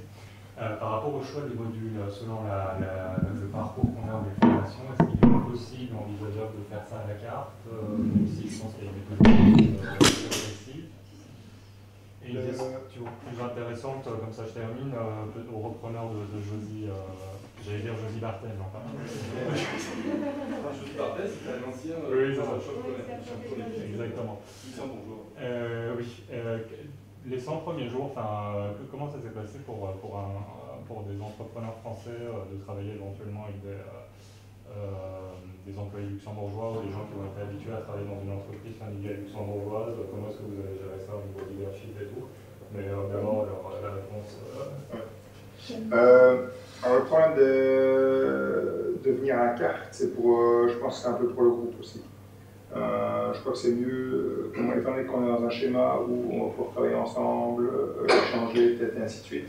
Bah oui, on préfère qu'il y ait un engagement, je veux dire, l'ensemble des participants. Si vous venez essayer de faire 1000 fois, après il y a un problème d'agenda, soit l'une ou l'autre. l'idéal quand même d'être bien là, parce que aussi, vous voyez d'une fois à l'autre, généralement, on échange, les gens font connaissance, on prévoit le temps, la demi-heure de pause pour que les gens puissent matcher ensemble, parce que je le vois bien dans tous les modules qu'on fait, quoi. Il y a énormément d'informations qui sont échangées à ce moment-là, et donc c'est assez important de les maintenir dans ce schéma-là, plutôt que d'un développement général à 2 modules, l'autre à 3, et ainsi de suite. Et on se retrouve alors avec un cours qui est quand même fort, un public qui est fort décousu, et je crois que c'est pas du tout dans l'intérêt de tout le monde. Pascal, par rapport à la... vous savez, quand vous venez dans un pays, la première chose qu'on vous demande, c'est de vous adapter. Hein.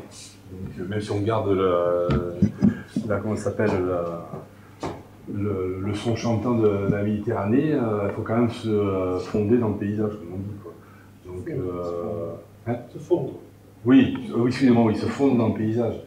Donc bon, c'est pas compliqué du moment où vous vous mettez à la portée des gens. Hein.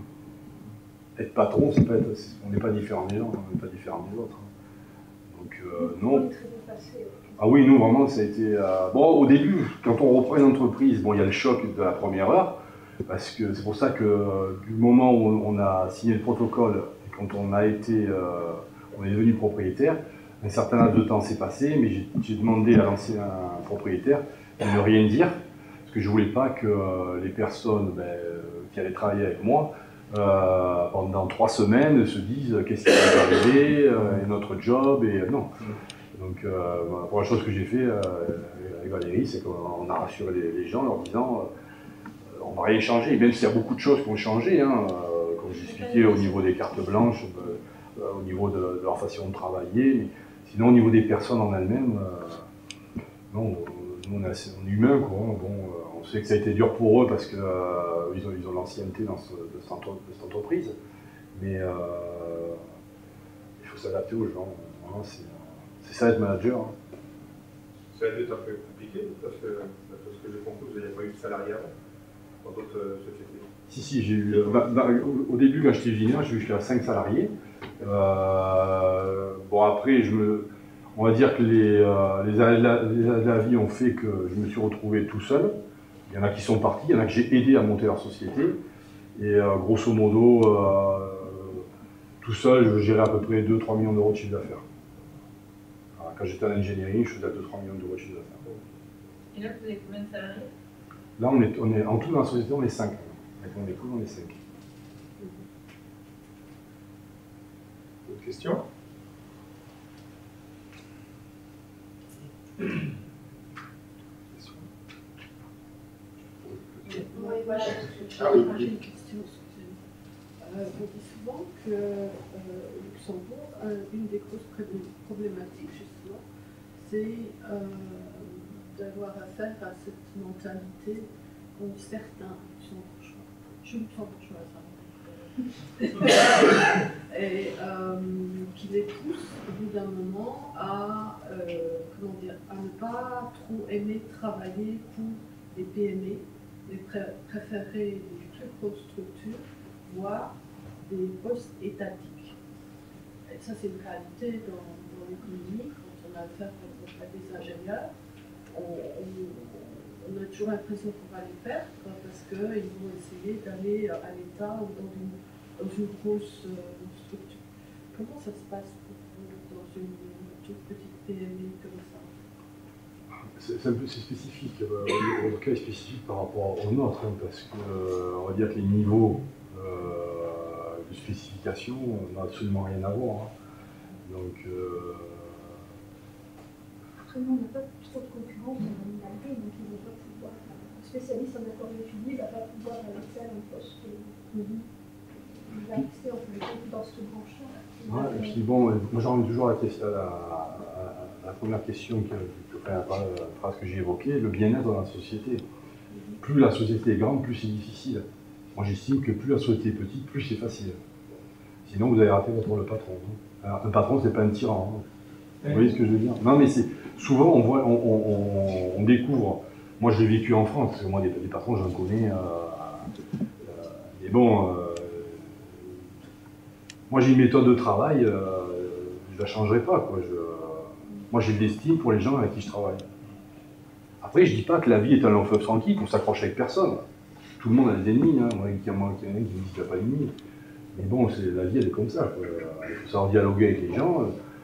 Moi, nous, on s'est toujours mis d'accord au départ, à l'origine, avec Benoît et Carole. On discute, on prend des décisions à l'unanimité, mais nous, on n'a jamais imposé les choses. On discute, on explique. C'est le plus important. On est resté 1 mois dans la société à écouter, à voir, et surtout à comprendre. Et nous, on a très vite compris, quoi. Vous savez, les gens, quand vous les bridez, quand ils ont des qualités et qu'ils ne peuvent pas exprimer leurs qualités, pour eux, on va dire que leur vie dans une entreprise, c'est plus une déception qu'autre chose. Hein. Donc c'est pour ça que moi, je veux leur redonner l'envie d'innover. Si on n'innove pas, quel que soit le domaine où vous êtes mort. C'est malheureux, mais c'est comme ça. Et surtout, maintenant, on est de plus en plus dans un monde de mondialisation, et surtout, on prend, on fait, on jette. Donc si on ne se renouvelle pas rapidement et perpétuellement, on est amené à disparaître. Et je pourrais pas, moi personnellement, honnêtement, je ne peux pas répondre à votre question parce qu'elle est complexe. Il faudrait vraiment étudier cas par cas et savoir comment les gens vivent dans cette société, pourquoi ils veulent partir, je ne sais pas. Après, il y a beaucoup de critères hein, qui rentrent en compte, hein, la famille, l'expérience professionnelle, leur desiderata, bon, il y a tellement de choses. Voilà, je pense que c'est pas vraiment ça qui doit freiner au rachat d'une entreprise. Ah non, non mais là c'est une question. C'est quand même, en fonction du type de projet, c'est quand même une question à laquelle il faut penser. Est-ce que je vais trouver le personnel dont j'ai besoin pour un prix qui me permette de faire ce que je veux comme projet? Oui, bien évidemment. Quand même, dans l'environnement où je me suis. Je pense quand même, moi je comprends. Au Luxembourg, on a la chance que c'est un pays qui donne l'envie de créer, l'envie d'entreprendre. Je pense que là, j'écoutais encore les dernières informations au niveau des retraites, des caisses de retraite. Donc, je pense qu'ils ne changeront pas de mentalité, ils ne changeront pas leur fusil d'épaule. Je pense qu'ils sont sur le. Ils ont pris. Moi, j'en reviens toujours au même, c'est qu'ils ont pris une direction dans les années 70 avec Eisenhower, c'est ça, hein, c'est Konrad Adenauer. Oui, au niveau de ce que voulait faire, ce que le pays voulait devenir dans l'Europe, ça a fait beaucoup de malheureux. Ça, tout le monde en est conscient. Mais bon, la direction a été prise, on voit ce que le Luxembourg est devenu. Hein. Je ne dis pas que c'est le pays parfait, hein, attention, on n'est pas dans la bouche. Hein. Je dis que même s'il y a on va dire des secteurs qui sont vraiment en tension, comme l'immobilier, il y a vraiment énormément de tension. Moi, j'estime à mon humble avis que, alors humble ou pas, hein, à mon avis, que c'est un pays qui fait bon créer. Après, la Chambre de commerce a développé aussi depuis pas mal d'années et renforce son offre au niveau justement de la sensibilisation en matière de création. On a des accords avec l'ADEME justement pour aider aussi bien les entrepreneurs que les créateurs à trouver de la main-d'œuvre pour certains postes. Voilà, c'est vrai que c'est une problématique entre guillemets générale au Luxembourg qui est plutôt salarié versus création plutôt que repreneur, enfin création repreneur dans le même paquet si vous voulez, mais effectivement on œuvre nous sensibiliser les gens à cette chose qui serait possible. Mais on a de plus en plus de personnes effectivement qui se tournent vers la création et la reprise suite à une expérience de salarié qui est peut-être pas forcément mauvaise, mais qui est peut-être plus ce qu'ils veulent à un certain moment de leur vie. Donc, changement de carrière, on en a énormément.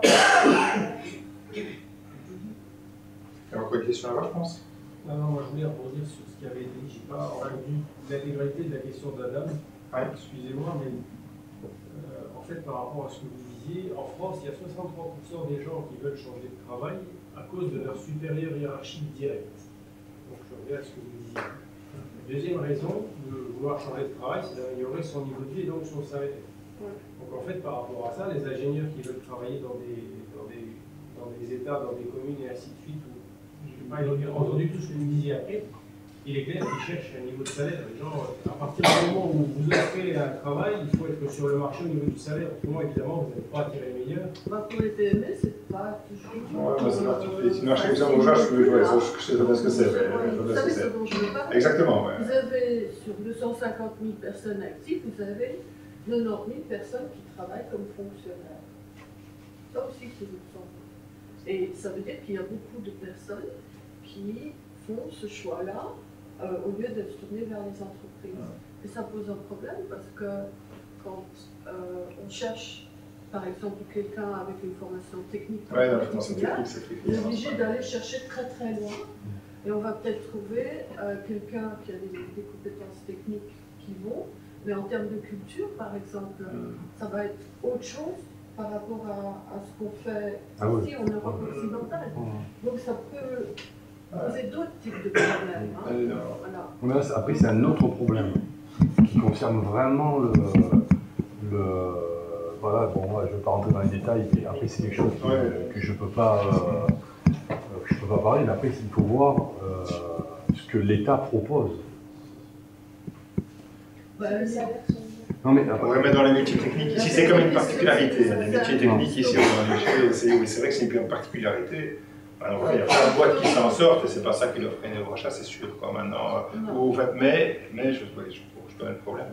Mais il ne faut pas se leurrer, il ne faut pas se voiler la face par rapport à ça.